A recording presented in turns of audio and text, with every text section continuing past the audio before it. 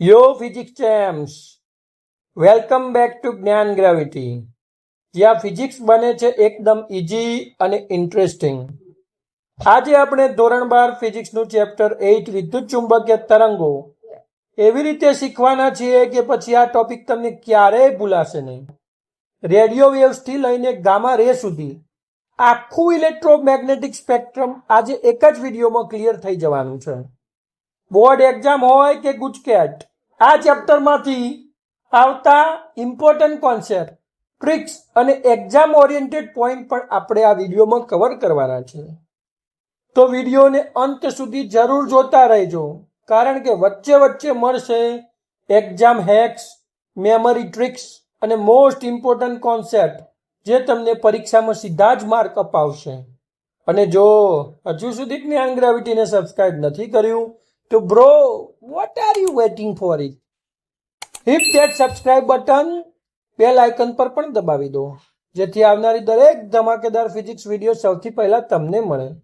So no more time waste, let's dive into the amazing world of electromagnetic waves.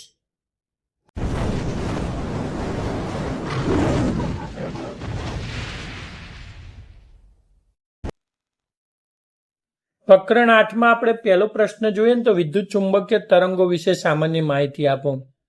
તો આપણે બધાને તરંગો વિશે તો ખબર છે. તરંગો કોને કહેવાય? કોઈ પણ માધ્યમમાં ડિસ્ટર્બન્સ પેદા કરવાથી ઉત્પન્ન થતા જે ઉર્જાનું વહન થાય, એક છેડેથી બીજે છેડે જે ઉર્જા લઈ જાય, માધ્યમમાં ખલેલ પહોંચવાથી ઉર્જાને એક છેડેથી બીજે છેડે જે વહન કરી શકે એ વહનને આપણે શું કહીએ છીએ? તરંગ તરીકે ઓળખીએ છીએ. ધોરણ 11માં આપણે તરંગો વિશે ડિટેલમાં ભણી ગયા છે, પણ એ બધા યાંત્રિક તરંગો હતા. અહીં આપણે વિદ્યુત ચુંબકીય તરંગો વિશે ભણવાના છે. તો વિદ્યુત ચુંબકીય તરંગો વિશે ભણીએ ને એ પહેલા એનો ઇતિહાસ સમજવો છે આપણે, કે ભાઈ આપણે ભણી ગયા કે ગતિમાન વિદ્યુતભાર અથવા વિદ્યુત પ્રવાહ ચુંબકીય ક્ષેત્ર ઉત્પન્ન કરે. પોતાની આસપાસના વિસ્તારમાં ગતિમાન વિદ્યુતભાર અથવા વિદ્યુત પ્રવાહ પોતાની આસપાસના વિસ્તારમાં શું કરે છે? ચુંબકીય ક્ષેત્ર ઉત્પન્ન કરે છે.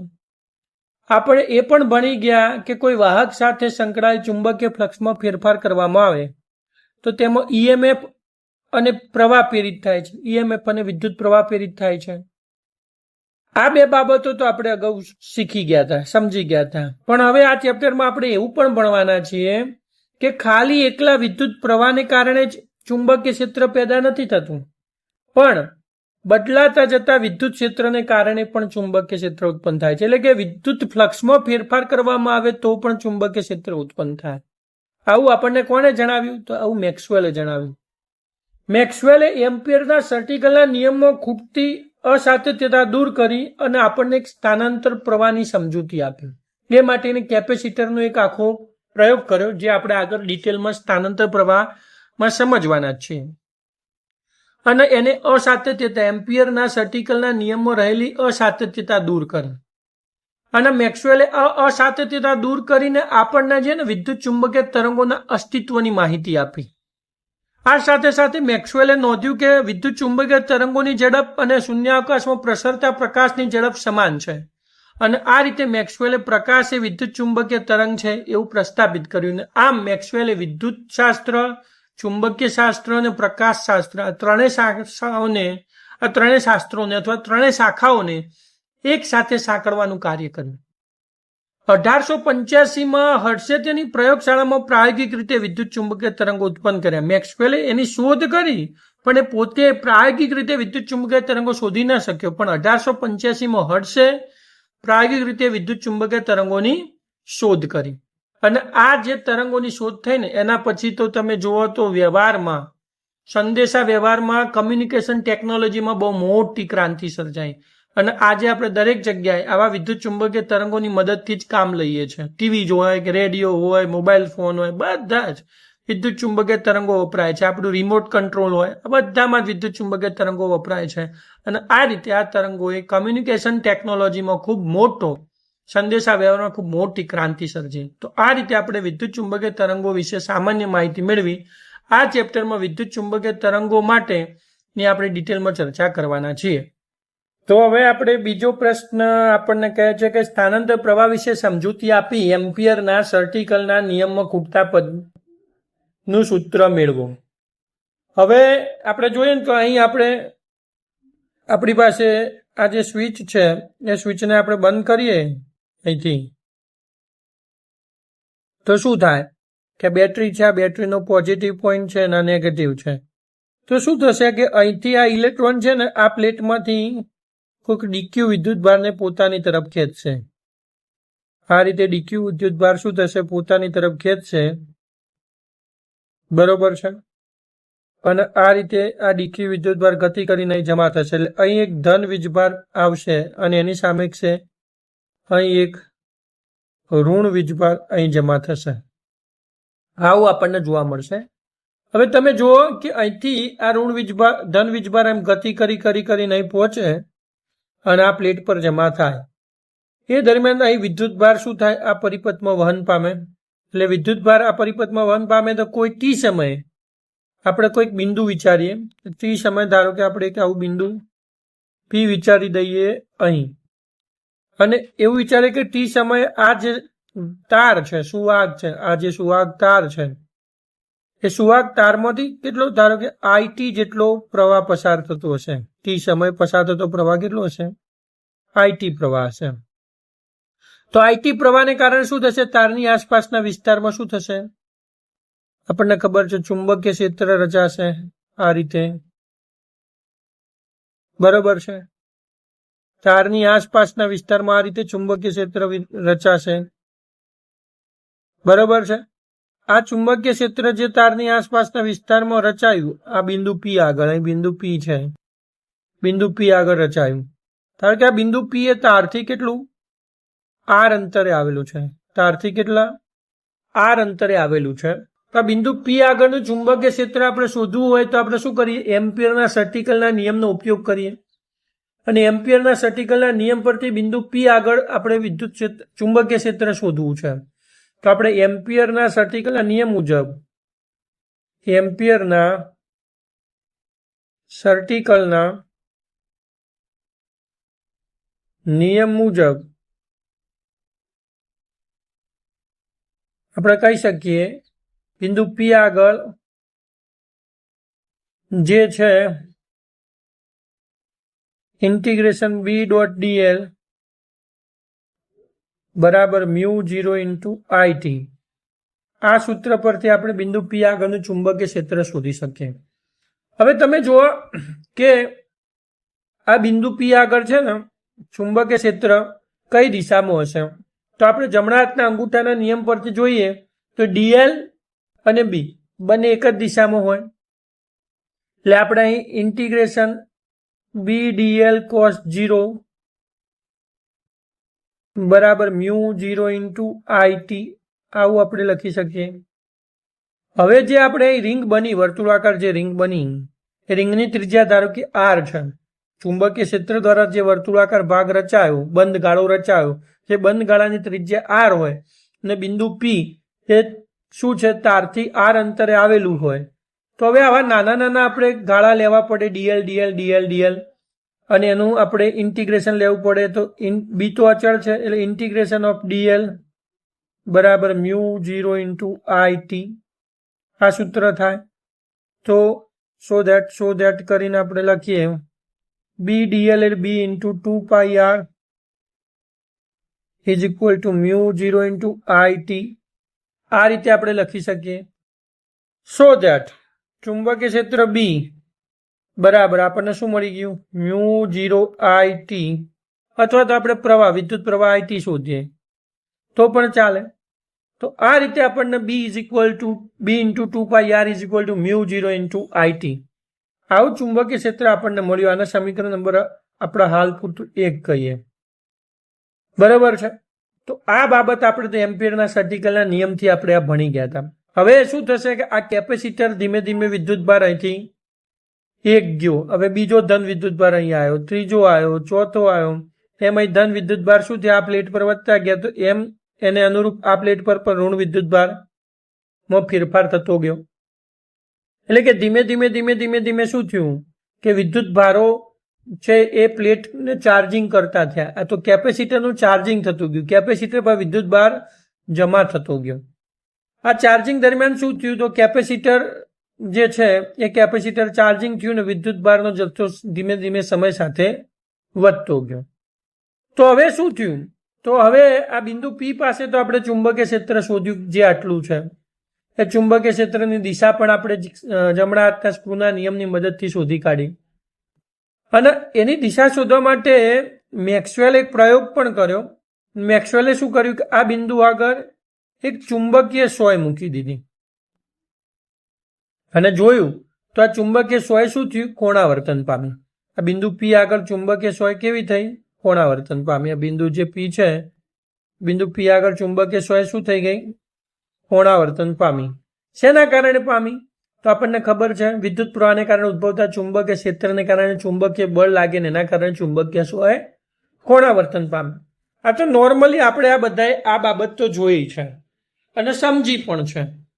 હવે મેક્સવેલને પ્રશ્ન થયો અને ઘણા બધા વૈજ્ઞાનિકોને પણ એ વખત પ્રશ્ન હતો કે ભાઈ કેપેસિટરમાં તો આ બે પ્લેટો વચ્ચે કંઈ નથી, ફ્રી સ્પેસ છે, મુક્ત અવકાશ છે, અથવા તો શૂન્ય અવકાશ છે એમ પણ સમજી શકાય, અથવા મુક્ત અવકાશ છે સમજો ને. તો બે પ્લેટો વચ્ચે તો મુક્ત અવકાશ છે. તો આ મુક્ત અવકાશમાં છે છતાં વિદ્યુત પ્રવાહ આ બાજુ પાછો આવી જાય છે. આઈટી વિદ્યુત પ્રવાહ અહીં આઈટી જ મળે છે. જેટલો આઈટી તો એટલો જ આઈટી આ બાજુ પણ મળે છે. તો વચ્ચેથી વિદ્યુત ભાર નથી, કોઈ મટીરિયલ નથી, તો વિદ્યુત પ્રવાહ વહે કેવી રીતે? એનું સાતત્ય કેવી રીતે જળવાય છે? એ મોટા પ્રશ્નો ઉત્પન્ન થયા હતા વૈજ્ઞાનિકો માટે. મેક્સવેલને પણ આવો એક પ્રશ્ન ઉપસ્થિત થયો કે ભાઈ અહીંથી આ ભાગ છે, આ ભાગમાં તો કોઈ પ્રવાહ વહેતો નથી, તો વચ્ચેના ભાગમાં કોઈ પ્રવાહ વહેતો નથી, છતાં પણ વચ્ચેના ભાગમાં કોઈ પ્રવાહ વહેતો નથી છતાં પણ પ્રવાહ એક છેડેથી કેપેસિટરના બીજી પ્લેટ પર કેવી રીતે પહોંચે છે? એ મોટો પ્રશ્ન ઉપસ્થિત થયો. તો મેક્સવેલે કીધું કે બધા લોકોએ કીધું કે ભાઈ અહીં કોઈ તાર નથી કે માધ્યમ નથી, કે અહીં કોઈ વચ્ચેના ભાગમાં વિદ્યુત પ્રવાહ ઉદ્ભવતો નથી, એટલે વચ્ચેના ભાગમાં કોઈ બિંદુ આગળ આપણને ચુંબકીય ક્ષેત્ર મળવું ન જોઈએ. એમ્પિયરના સર્ટિકલના નિયમ અનુસાર આપણે જોઈએ તો વચ્ચેના ભાગમાં કોઈ એક બિંદુ આટલે લઈએ જેનું નામ આપીએ એમ. બરોબર છે? તો અહીંથી આપણે આ રીતે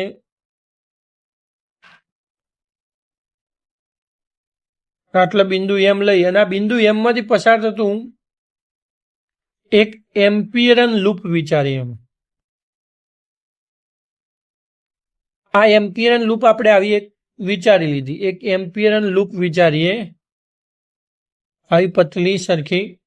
તો આવી એક એમ્પિયરન લૂપ વિચારી આ બિંદુ આગળ આ બિંદુ એમ ધાર્યું બે પ્લેટોની વચ્ચેના વિસ્તારમાં. તો હવે આ એમ્પિયરન લૂપ છે, અહીંથી આ અંતર હશે, એનું નામ આપણે કંઈક આર ડેશ આલીએ, હાલ પૂરતું are dash આલીએ.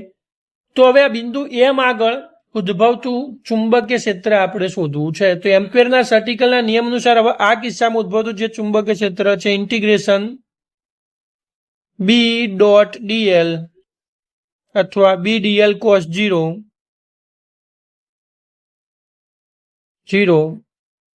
Is equal to mu 0 into I T.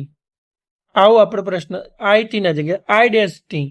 તો બી તો અચળ, DL mu 0 I dash into T. તો બી કૌંસમાં 2 pi R is equal to mu 0, પણ આઈ ડેશ તો કેવા છે 0. This implies B into 2 pi R is equal to 0. આવું સમીકરણ આપણને મળી ગયું. મતલબ એમ્પિયરના સર્ટિકલના નિયમ પ્રમાણે આપણને એવું મળે કે આ ભાગમાં કોઈ ચુંબકીય ક્ષેત્ર પેદા થતું નથી. આ બિંદુ એમ આગળ કોઈ ચુંબકીય ક્ષેત્ર હોવું જોઈએ નહીં. બરાબર છે? આવું એમ્પિયરના સર્ટિકલના નિયમ પ્રમાણે જોઈએ ને તો આપણને આવું જાણવા મળે. પણ મેક્સવેલે શું કર્યું? મેક્સવેલે તો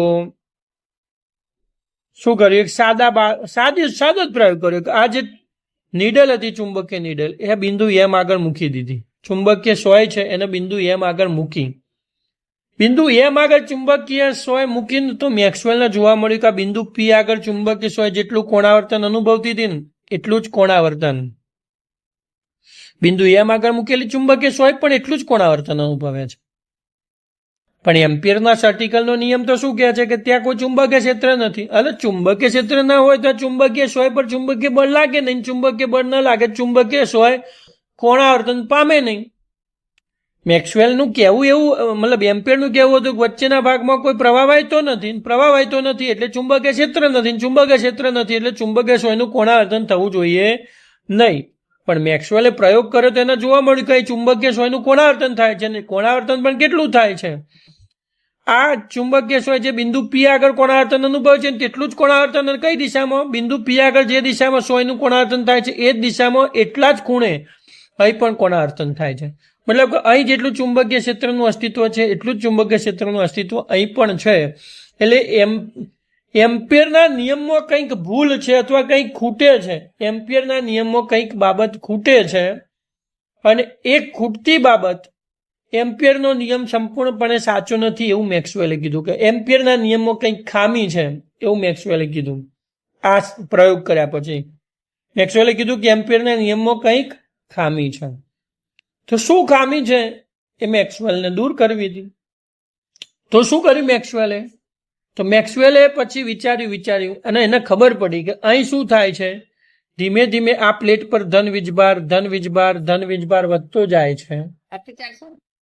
અને શું થાય છે, પ્લેટ પર ધન વીજભાર વધતો જાય છે અને સામેની પ્લેટ પર એટલો જ ઋણ વીજભાર જમા થાય છે. તો મેક્સવેલે કીધું કે અહીં ધીમે ધીમે શું થાય છે, પહેલા એક વિદ્યુત ક્ષેત્ર રેખા હતી, પછી બીજી વિદ્યુત ક્ષેત્ર રેખા આવી. મેક્સવેલે શું કીધું કે અહીં જે વિદ્યુત ક્ષેત્ર રેખાઓ છે એ કેવી છે, પહેલા એક વિદ્યુત ક્ષેત્ર રેખા હતી,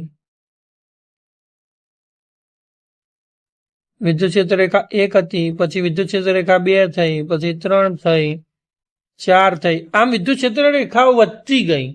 વિદ્યુત ક્ષેત્રનું મૂલ્ય બદલાતું ગયું, અને એ બદલાતા જતા વિદ્યુત ક્ષેત્રને કારણે મેક્સવેલે શું કીધું, બદલાતા જતા વિદ્યુત ક્ષેત્રને કારણે બિંદુ એમ આગળ ચુંબકીય ક્ષેત્ર ઉત્પન્ન થાય છે, અને એના કારણે ચુંબકીય સોય કોણાવર્તન પામે છે. ટૂંકમાં મેક્સવેલે એવું કીધું કે વિદ્યુત ફ્લક્સમાં ફેરફાર કરવાથી ચુંબકીય ક્ષેત્ર ઉત્પન્ન થાય છે. મેક્સવેલે એમ કીધું કે ફક્ત વિદ્યુત પ્રવાહને કારણે ચુંબકીય ક્ષેત્ર ઉત્પન્ન નથી થતું, પણ વિદ્યુત ક્ષેત્રમાં ફેરફાર થવાથી પણ ચુંબકીય ક્ષેત્ર ઉત્પન્ન થાય છે. મેક્સવેલે પ્રયોગ જોયો કે એક સમય સુધી શું થયું, આ રીતે સોયનું કોણાવર્તન થયું, પણ જેવું આ જે કેપેસિટર છે પૂરેપૂરું ચાર્જ થઈ ગયું પછી વિદ્યુત ક્ષેત્ર જે છે એ કેવું થઈ ગયું, અચળ થઈ ગયું, અને અચળ થઈ ગયું એટલે કોણાવર્તન બંધ થઈ ગયું. એટલે મેક્સવેલે નોંધ્યું કે ભાઈ અહીં ચુંબકીય ક્ષેત્ર વિદ્યુત ક્ષેત્રમાં ફેરફાર થાય ત્યાં સુધી જ ચુંબકીય ક્ષેત્ર પેદા થાય છે. જેવો વિદ્યુત ક્ષેત્રનો ફેરફાર અટકે છે એટલે વિદ્યુત ક્ષેત્ર અચળ બને છે કે ચુંબકીય ક્ષેત્ર ઉત્પન્ન થતું નથી. આમ મેક્સવેલે કીધું કે માત્ર વિદ્યુત પ્રવાહ દ્વારા જ ચુંબકીય ક્ષેત્ર ઉદ્ભવ છે એવું નથી, પણ બદલાતા જતા વિદ્યુત ક્ષેત્રને કારણે અથવા તો બદલાતા જતા વિદ્યુત ફ્લક્સને કારણે ચુંબકીય ક્ષેત્ર ઉદ્ભવે છે. આવું મેક્સવેલે આપણને કીધું, અને આ બાબત મેક્સવેલે કીધી. હવે મેક્સવેલે તો આ બાબત કીધી અને આ બાબત લોકોને સમજાવવાનો પ્રયત્ન કર્યો. લોકોને કીધું ને સમજાવવાનો પ્રયત્ન એ કર્યો મેક્સવેલે કે ભાઈ અહીં જે બદલાતું જતું વિદ્યુત ક્ષેત્ર છે એને કારણે શું થાય છે, ચુંબકીય ક્ષેત્ર ઉત્પન્ન થાય છે. પણ એ વખતના લોકો સમજ્યા નહીં. ભાઈ ચુંબકીય ક્ષેત્ર તો ભાઈ એક જ વાત છે કે ચુંબકીય ક્ષેત્રનું ઉત્પન્ન કરવા માટે વિદ્યુત પ્રવાહ જોઈએ. તો મેક્સવેલની સીધી વાત લોકોને ગળે ઉતરી નહીં કે ભાઈ વિદ્યુત ક્ષેત્રના આધારે ચુંબકીય ક્ષેત્ર ઉત્પન્ન થાય, એવી વાત એમના ગળે ઉતરી નહીં. એમના ગળે તો એમના વિદ્યુત પ્રવાહના સ્વરૂપમાં જ વાત ઉતારવી હતી. તો મેક્સવેલે શું કર્યું, તો એ માટે લોકોના ગળે એ વાત ઉતારવા માટે એક નવો પ્રવાહ શોધવાનો પ્રયત્ન કર્યો, અને એને કીધું કે અત્યાર સુધી તમે જે પ્રવાહોની વાત કરો છો, અત્યાર સુધી તમે જે પ્રવાહની વાત કરો છો એ પ્રવાહ 2 પ્રકારના હોય છે. અને આ 2 પ્રકારના પ્રવાહની મેક્સવેલે વાત કરી કે સામાન્ય રીતે કોઈ વાહકમાંથી પસાર થતો જે પ્રવાહ છે એને મેક્સવેલે નામ આપ્યું કંડક્શન પ્રવાહ, મતલબ કે વાહક પ્રવાહ. બરોબર છે. કંડક્શન પ્રવાહ આઈસી તરીકે નામ આપ્યું, એટલે કે આ તારમાં જે પ્રવાહ વહે છે સુવાહક તારમાં એને કંડક્શન પ્રવાહ નામ આપ્યું. અને કેપેસિટર ચાર્જ થયા પછી અથવા કેપેસિટરમાં વિદ્યુતભારમાં ફેરફાર થાય એટલે કે વિદ્યુત ક્ષેત્ર રેખામાં ફેરફાર થાય એ વખતે આ કંડક્શન પ્રવાહનું સ્થાનાંતર પ્રવાહ લઈ લે છે.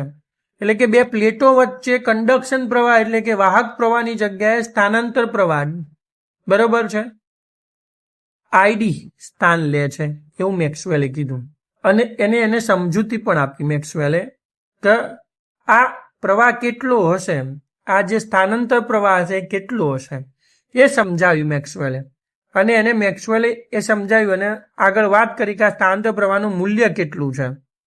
તો મેક્સવેલે કીધું કે ધારો કે આપણે બે પ્લેટો લીધી છે કેપેસિટરની, આપણી પાસે આ પ્લેટ નંબર 1 છે અને આ છે આપણી પાસે પ્લેટ નંબર 2. પ્લેટ નંબર 1 અને પ્લેટ નંબર 2 છે અને ધારો કે પ્લેટ નંબર 1 પર વિદ્યુત ભાર કેટલો છે Q છે અને કેપેસિટરની બે પ્લેટો વચ્ચેના વિસ્તારમાં ઉદ્ભવતું વિદ્યુત ક્ષેત્ર કેટલું થાય તો E is equal to sigma upon 2 epsilon naught બરાબર છે. એટલે કે બે પ્લેટો વચ્ચે કેટલું થશે sigma upon 2 epsilon naught plus sigma upon 2 epsilon naught એટલે સિગ્મા અપોન એપ્સાઇલોન નોટ. આટલું વિદ્યુત ક્ષેત્ર બે પ્લેટોની વચ્ચેના વિસ્તારમાં ઉદ્ભવે મેક્સવેલે કીધું ને આ તો આગળ આપણે ભણી ગયા છે કેપેસિટરમાં. હવે સિગ્મા ઇઝ ઇક્વલ ટુ શું થાય આપણી પાસે Q upon epsilon naught into A. હા આપણે કહી શકીએ. હવે આ વિદ્યુત ક્ષેત્રને લીધે આપણે શું થશે, આ વિદ્યુત ક્ષેત્રને કારણે આપણે શું શોધવું છે ફ્લક્સ શોધવું છે ફ્લક્સ. તો આ વિદ્યુત ક્ષેત્રને કારણે આ પ્લેટ એકના વિદ્યુત ક્ષેત્રને કારણે પ્લેટ 2 સાથે સંકળાયેલું વિદ્યુત ફ્લક્સ કેટલું બરાબર છે એ આપણે શોધવું છે. તો આ કિસ્સામાં જે ફ્લક્સ છે એ ફ્લક્સ કેટલું થાય તો ફ્લક્સ ફાઈ ઈ વિદ્યુત ફ્લક્સ ફાઈ બરાબર ઈ એ કોસ 0 ઈ એ થાય. ઈ કેટલા છે આપણી પાસે Q upon epsilon naught into A અને ક્રોસ A. તો હવે તો આપણી પાસેથી શું થઈ ગયું એ જતા રહ્યા. તો અહીં ફ્લક્સ ફાઈ ઈ બરાબર આપણી પાસે શું થયું Q અપોન એપ્સાઇલોન નોટ બરાબર છે. હવે અહીં જોઈએ તો કેપેસિટરની ચાર્જિંગ પરિસ્થિતિમાં શું થાય છે, કેપેસિટરની પ્લેટ પર રહેલ વિદ્યુત ભાર સમય સાથે શું થાય છે વધતો જાય છે બરાબર છે. પહેલા 1 વિદ્યુત ભાર હતો, 2 થયો, 3 થયો, 4 થયો, એમ વધતો જાય છે વિદ્યુત ભાર. કેપેસિટરની પ્લેટો પરનો ધન અથવા ધન પ્લેટ પર ધન વિદ્યુત ભાર વધતો જાય છે, ઋણ પ્લેટ પર ઋણ વિદ્યુત ભાર વધતો જાય છે. મતલબ કેપેસિટરની પ્લેટ પરનો વિદ્યુત ભાર સમય સાથે બદલાતો જાય છે અને તેને અનુરૂપ વિદ્યુત પ્રવાહ આપણે શોધીએ તો વિદ્યુત પ્રવાહ I બરાબર શું થાય dq બાય dt આવું થાય. અહીં આપણે Q ના કરતા બનાવીએ તો Q ઇઝ ઇક્વલ ટુ શું થાય ફાઈ ઇન્ટુ એપ્સાઇલોન 0 બરાબર છે. આ કિંમત છે તો dq બાય dt આવું આપણને મળી જાય છે. I બરાબર dq બાય dt મળે છે. હવે આ જે સમીકરણ 1 છે એનું આપણે શું કરીએ વિકલન લઈએ આનું d phi e by dt સમયની સાપેક્ષે વિકલન લઈએ I બરાબર તો અહીં શું થાય dq by dt dot 1 upon epsilon 0 આવું થાય. પણ dq બાય dt એટલે તો I કહેવાય તો d phi e by dt બરાબર I અપોન એપ્સાઇલોન 0 એવું લખવું એટલે લખીએ કાંઈ I અપોન એપ્સાઇલોન 0 આવું આપણે લખી શકીએ. ધીસ ઇમ્પ્લાઇઝ આપણને એક પ્રવાહ મળ્યો, આને આપણે IC પ્રવાહ કહીએ છીએ, કન્વેન્શનલ કરંટ કહીએ છીએ dq બાય dt. પણ આપણે તો હાલ પૂરતું એના I નામ આપીએ છીએ. તો I બરાબર શું થયું ધીસ ઇમ્પ્લાઇઝ I બરાબર આપણને મળ્યું epsilon 0 into d phi e by dt અને આ જે મળ્યું એના આપણે કયા નામે ડિસ્પ્લેસમેન્ટ કરંટ એટલે કે સ્થાનાંતર પ્રવાહ તરીકે ઓળખીએ છીએ અને એના સિમ્બોલમાં શું કહીએ છીએ ID. ID is equal to epsilon 0 into d phi e by dt આ રીતે કહી શકાય. તો સ્થાનાંતર પ્રવાહ કોને કહેવાય ખબર પડી, કોઈ વિસ્તારમાં સમય સાથે બદલાતા જતા વિદ્યુત ક્ષેત્ર E અને તેથી બદલાતા જતા વિદ્યુત ફ્લક્સ ફાઈ ને કારણે કોઈ વિસ્તારમાં સમય સાથે બદલાતા જતા વિદ્યુત ક્ષેત્ર ઈ અને તેને કારણે બદલાતા જતા વિદ્યુત ફ્લક્સ ફાઈના લીધે ઉદ્ભવતા વિદ્યુત પ્રવાહને સ્થાનાંતર પ્રવાહ કહે છે, આઈડી કહે છે. આમ મેક્સવેલે કીધું કે ભાઈ આ રીતે સ્થાનાંતર પ્રવાહ ઉદ્ભવે છે અને આ સ્થાનાંતર પ્રવાહને કારણે શું થાય છે? ચુંબકીય ક્ષેત્ર ઉદ્ભવે છે અને એ ચુંબકીય ક્ષેત્રને કારણે અહીં સોય શું થાય છે? કોણાવર્તન અનુભવે છે. આવી બાબત મેક્સવેલે લોકોને સમજાય, એટલે કે પ્રવાહની મદદથી સમજાય. પહેલા એમ કીધું હતું ખાલી બદલાતું જતું વિદ્યુત ક્ષેત્ર ચુંબકીય ક્ષેત્ર પેદા કરે છે, પણ લોકો કહે ના ના ના ના ના, એ રીતે ના હોય ભાઈ. વિદ્યુત ચુંબકીય ક્ષેત્ર પેદા કરવા માટે પ્રવાહ જોઈએ એટલે જોઈએ. તો પછી એને એક નવા પ્રવાહ વ્યાખ્યાયિત કર્યો અને એનું નામ આપ્યું સ્થાનાંતર પ્રવાહ. અને એને પછી એમ કહ્યું કે સ્થાનાંતર પ્રવાહને કારણે શું થાય છે? બદલાતા જતા વિદ્યુત ક્ષેત્રને કારણે શું ઉદ્ભવે છે? સ્થાનાંતર પ્રવાહ. અને આ સ્થાનાંતર પ્રવાહને કારણે શું થાય છે? બિંદુ એમ આગળ ચુંબકીય ક્ષેત્ર ઉદ્ભવે છે અને એના કારણે ચુંબકીય સોય ત્યાં કોણાવર્તન અનુભવે છે. હવે મેક્સવેલે એ પણ કહ્યું કે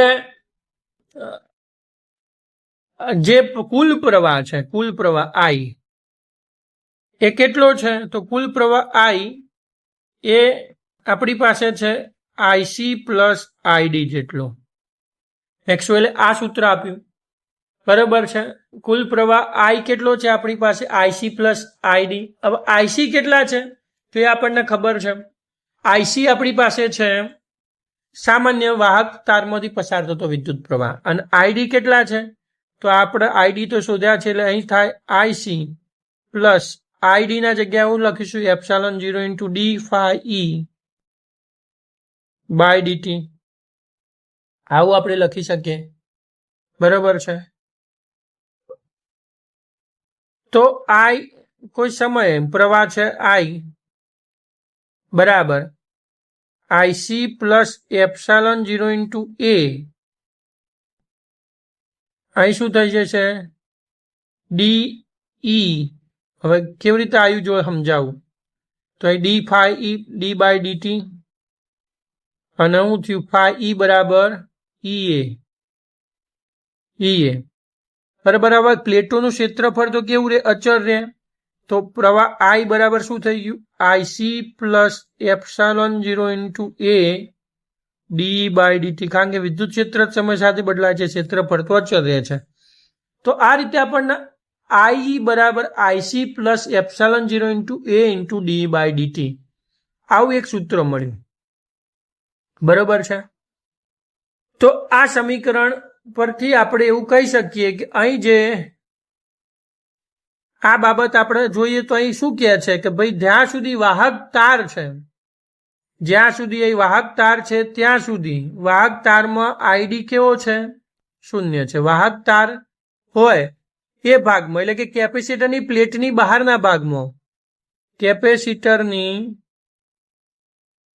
પ્લેટની બહારના ભાગમાં સ્થાનાંતર પ્રવાહ આઈડી કેવો થાય છે? 0 થાય છે. આ એક નોંધવા જેવી બાબત છે. અને તેથી ફક્ત પ્રવાહ થાય છે અને તેથી ફક્ત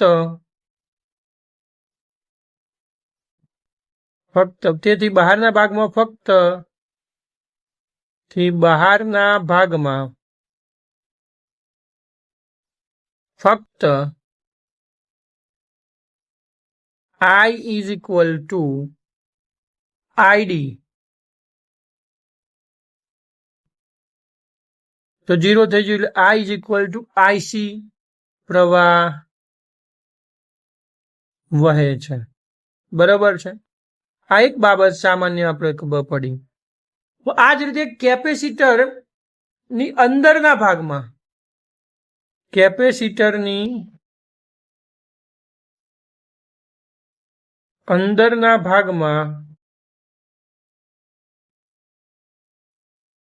કોઈ વહન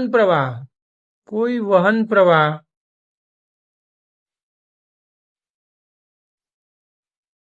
IC કોઈ વહન પ્રવાહ એટલે કે કૌંસમાં કરીએ તો આઈસી વહેતો નથી, કોઈ વહન પ્રવાહ વહેતો નથી એટલે આઈસી 0 છે અંદરના ભાગમાં, મતલબ એટલે કે આઈસી બરાબર 0 છે, કોઈ વહન પ્રવાહ અંદરના ભાગમાં વહેતો નથી. તો અંદરના ભાગમાં ફક્ત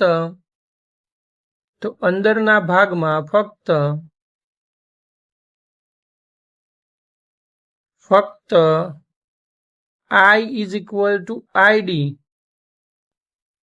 પ્રવાહ વહે છે, ફક્ત I ઇઝ ઇક્વલ આઈડી પ્રવાહ અંદરના ભાગમાં, એટલે અંદરના ભાગમાં ફક્ત સ્થાનાંતર પ્રવાહ જ વહે છે.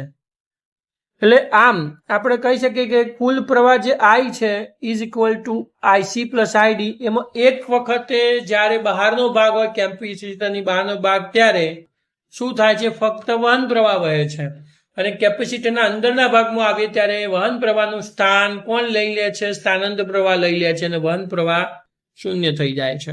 ફરીથી પાછા કેપેસિટરની બીજી પ્લેટની બહારના ભાગમાં જઈએ એટલે સ્થાનાંતર પ્રવાહનું સ્થાન વહન પ્રવાહ લઈ લે છે, અને સ્થાનાંતર પ્રવાહ શૂન્ય થાય છે અને ફક્ત વહન પ્રવાહ વહે છે, એમ કહી શકાય. તો આ રીતે એમ્પિયરે આપણને એક નિયમ આ રીતે આપ્યો, અને એ નિયમના આધારે આપણે એમ્પિયરનો એક વ્યાપક નિયમ લખી શકીએ આ રીતે. આ રીતે મેક્સવેલ એક આપણને એમ્પિયરના નિયમમાં સુધારો આપ્યો, અને આ રીતે આપણે એમ્પિયર મેક્સવેલનો નિયમ લખી શકીએ. શું છે એમ્પિયર મેક્સવેલનો નિયમ? એમ્પિયર મેક્સવેલનો નિયમ શું કહે છે એ સમજીએ. તો જેનો બંધ ગાળો એવી પરિસીમા હોય તેવી કોઈ પણ સપાટીમાંથી પસાર થતો કુલ પ્રવાહ એ વહન પ્રવાહ અને સ્થાનાંતર પ્રવાહના સરવાળા બરાબર હોય છે.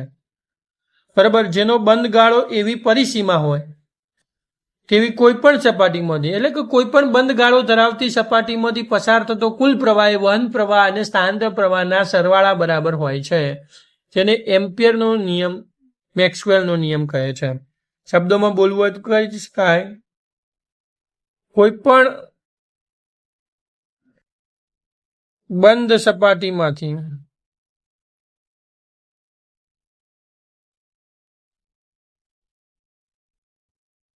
પસાર થતો કુલ પ્રવાહ I A IC plus ID જેટલો હોય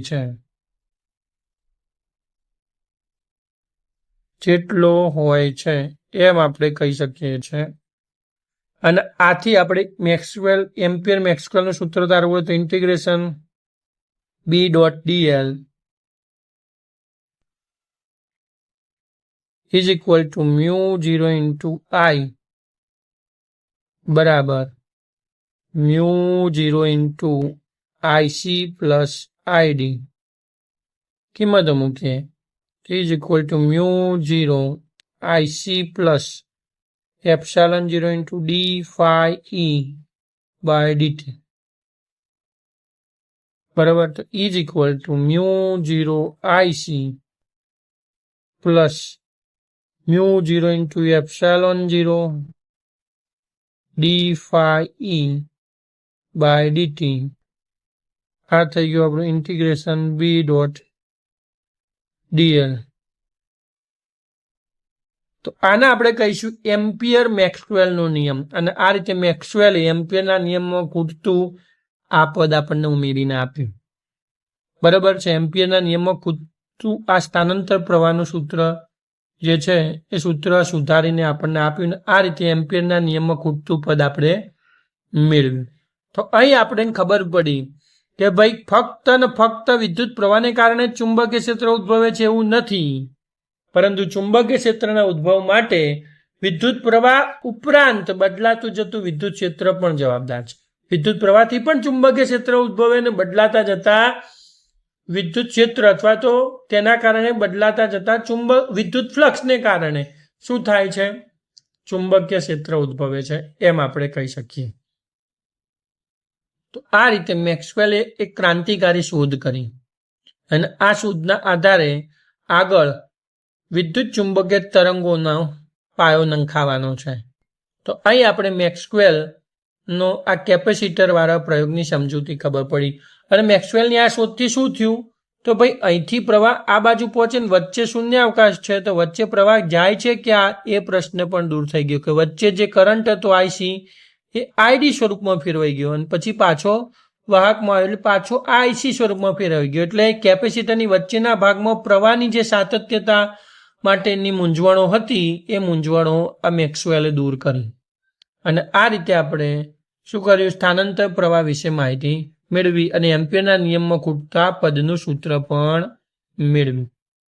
પાછો આપણને પ્રશ્ન થાય કે ભાઈ અહીં જે પ્રવાહ છે આઈસી એના જેટલું જ ચુંબકીય સ્વય જે દિશામાં જેટલું કોણાર્તન અનુભવી એ દિશામાં જાય એમ બિંદુ આગળ પણ ચુંબકીય સ્વય એ જ દિશામાં એટલું જ કોણાર્તન અનુભવી, મતલબ કે આઈડી અને આઈસી ની વેલ્યુ સમાન હોઈ શકે. આપણે અહીં સાબિત કરવું છે કે આઈડી બરાબર આઈસી જ છે. આઈડી બરાબર આપણી પાસે છે epsilon 0 into D phi E by DT. તો હવે આપણે અહીં સમજીએ કે ફાઈ ઈ ફ્લક્સ ફાઈ બરાબર આપણી પાસે ઈ એ કોસ 0 એટલે ઈ થાય. હવે ઈ બરાબર આપણી પાસે શું છે તો સિગ્મા અપોન એપ્સિલોન 0 ઇન્ટુ એ છે, બરાબર છે. તો સિગ્મા ઇન્ટુ એ બરાબર અપોન એપ્સિલોન 0 થાય. તો સિગ્મા ઇન્ટુ એ એટલે તો આપણી પાસે વિદ્યુત ભાર ક્યુ અને અહીં ડિવાઇડેડ બાય એપ્સિલોન 0 એટલે ફ્લક્સ ફાઈ આ ગોસનો નિયમ છે, બરાબર છે. તો ફાઈ બરાબર શું થયું ક્યુ અપોન એપ્સિલોન 0. કા વેલ્યુ અહીં મૂકી દઈએ એપ્સિલોન 0 ડી બાય ડીટી અને ઈ ના જગ્યાએ ફાઈ ના જગ્યાએ મૂકી દઈએ ક્યુ બાય એપ્સિલોન 0. એપ્સિલોન 0 અચળ છે એટલે એપ્સિલોન 0 બહાર કાઢ નાખીએ તો અહીં આપણી પાસે શું આવ્યું dq by DT divided by epsilon 0. તો એપ્સિલોન 0 તો ઉડી ગયા તો આપણી પાસે શું વધ્યું is equal to dq by DT. પણ ડીક્યુ બાય ડીટી બરાબર તો શું થયું વહન પ્રવાહ આઈસી. એટલે અહીં આપણે કહી શકીએ કે સ્થાનાંતર પ્રવાહ અને વહન પ્રવાહ સમાન મૂલ્યના છે. અને આથી જ અહીં આપણે બિંદુ પી આગળ જેટલું ચુંબકીય કોણાવર્તન અનુભવીએ છીએ એટલું જ ચુંબકીય કોણાવર્તન એ જ દિશામાં બિંદુ એમ આગળ પણ અનુભવીએ છીએ. આમ આપણે કહી શકીએ કે આઈસી અને આઈડી સમાન મૂલ્યના છે. કેપેસિટરના બહારના ભાગમાં આઈસી હોય છે અને આઈડી શૂન્ય હોય છે અને અંદરના ભાગમાં આઈસીનું સ્થાન આઈડી લે છે અને એ પણ એટલા જ મૂલ્યનું. એટલે અંદરના ભાગમાં આઈસી શૂન્ય હોય છે અને આઈડી નું મૂલ્ય આઈસી જેટલું થઈ જાય છે. ફરીથી બહારના ભાગમાં આઈડી શૂન્ય થાય છે અને આઈડીના જેટલા જ મૂલ્યનું આઈસી થઈ જાય છે. એટલે આઈસી ના આઈડી સમાન હોવાથી આપણને કેપેસિટરની પ્લેટોની વચ્ચેના ભાગમાં અને બહારના ભાગમાં ચુંબકીય સ્વયનું કોણાવર્તન સમાન મૂલ્યનું ને સમાન દિશામાં જોવા મળે છે. તો આ બાબત પણ એક મેક્સવેલે આપણને સાબિત કરી કે ભાઈ સ્થાનાંતર પ્રવાહનું મૂલ્ય વહન પ્રવાહ જેટલું જ હોય છે. તો આના આધારે મેક્સવેલે આપણને વિદ્યુત ચુંબકીય શાસ્ત્રમાં એટલે કે ઇલેક્ટ્રોડાયનેમિક્સમાં આપણને 4 સમીકરણો આપ્યા જેને મેક્સવેલના સમીકરણો કહેવાય. મેક્સવેલના સમીકરણો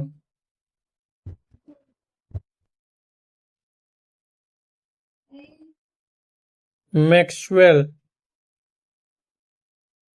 ના સમીકરણ.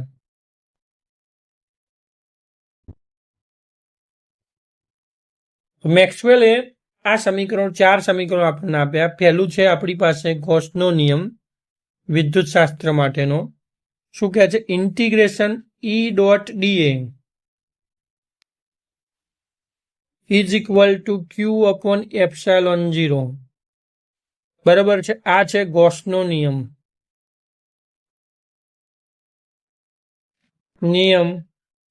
બરાબર વિદ્યુત શાસ્ત્ર માટેનો. બીજું છે ઇન્ટિગ્રેશન બી ડોટ ડીએ બંધ ગાળા પરનું. આ છે ગોસનો નિયમ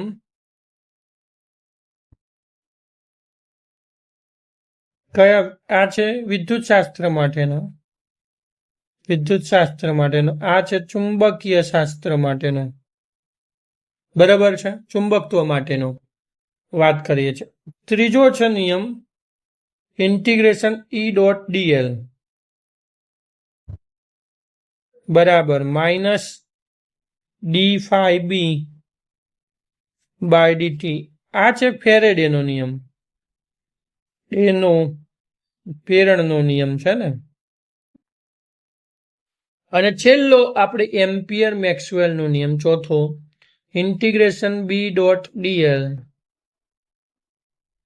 is equal to mu 0 IC plus mu 0 epsilon 0 D phi E by DT. તો આ રીતે આપણને આ 4 સમીકરણો મળે અને આ 4 સમીકરણોને આપણે મેક્સવેલના સમીકરણો તરીકે ઓળખીએ છીએ. અને આ જે છેલ્લો નિયમ છે એને કયા નામે ઓળખીએ છીએ? એમ્પિયર મેક્સવેલનો નિયમ.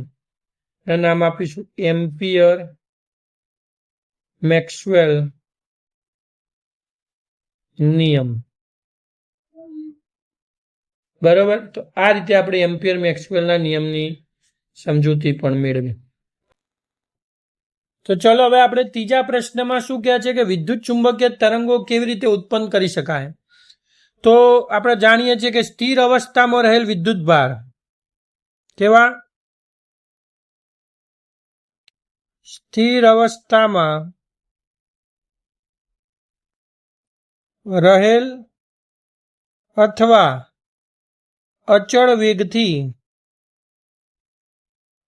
વેગથી ગતિ કરતા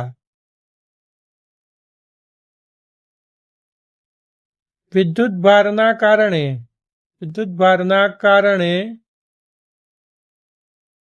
વિદ્યુત ચુંબકીય તરંગો ઉત્પન્ન થતા નથી. વિદ્યુત ચુંબકીય તરંગો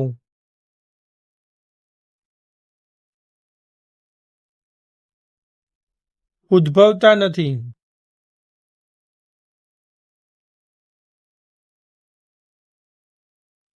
આ એક પહેલી બાબત આપણને ખબર પડી કે ભાઈ અચળ વેગ હોય અથવા તો પછી સ્થિર હોય તો એવો વિદ્યુતભાર વિદ્યુત ચુંબકીય તરંગો ઉત્પન્ન કરી શકતો નથી. તો આવા વિદ્યુતભાર કરે શું? તો આપણને ખબર છે કે સ્થિર વિદ્યુતભારથી શું થાય? સ્થિર વિદ્યુતભાર પોતાની આસપાસના વિસ્તારમાં શું કરશે? વિદ્યુત ક્ષેત્ર પેદા કરે છે. શું પેદા કરશે? વિદ્યુત ક્ષેત્ર. અને અચળ વેગથી ગતિ કરતા વિદ્યુતભારો શું કરશે? અચળ વેગથી ગતિ કરતા વિદ્યુતભાર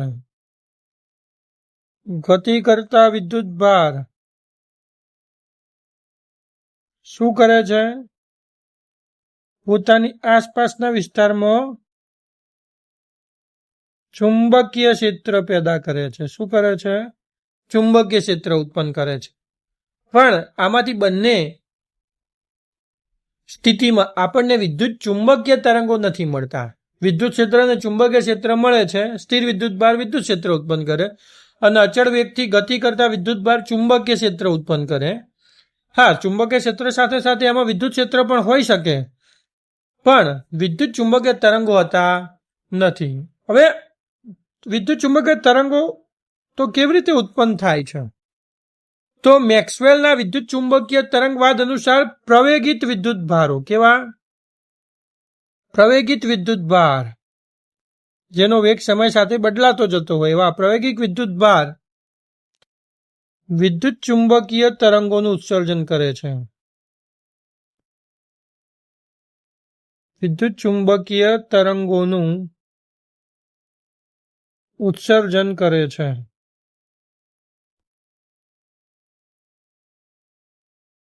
આ આપણે જોવાનું છે. એટલે કે દોલન કરતો વિદ્યુતભાર એક કેવો પ્રવેગિત ગતિ કરતો હોવાથી તેના દ્વારા વિદ્યુત ચુંબકીય તરંગ ઉત્પન્ન કરે. ટૂંકમાં દોલિત વિદ્યુતભાર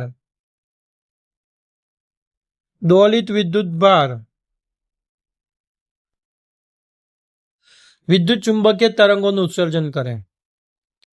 ચોક્કસ આવૃત્તિ દોલન કરતો વિદ્યુતભાર અવકાશમાં તેટલી જ આવૃત્તિથી દોલન કરતા વિદ્યુત ક્ષેત્ર અને ચુંબકીય ક્ષેત્રનું નિર્માણ કરે. આ બાબત આપણે સમજવી છે કે દોલિત કરતો જે વિદ્યુતભાર છે એ શું કરશે? તો અવકાશમાં તેટલી જ આવૃત્તિવાળા, જેટલી વિદ્યુતભારની આવૃત્તિ છે એટલી જ આવૃત્તિવાળા એ શું કરશે? દોલન કરતા વિદ્યુત ચુંબકીય તરંગો ઉત્પન્ન કરશે. બરાબર છે. એટલે ચોક્કસ આવૃત્તિથી દોલન કરતો વિદ્યુતભાર અવકાશમાં તેટલી જ આવૃત્તિથી દોલન કરતા વિદ્યુત ક્ષેત્ર અને ચુંબકીય ક્ષેત્રનું નિર્માણ કરે છે. એટલે કે દોલિત વિદ્યુતભાર શું કરશે? દોલન કરતા વિદ્યુત ક્ષેત્ર અને ચુંબકીય ક્ષેત્ર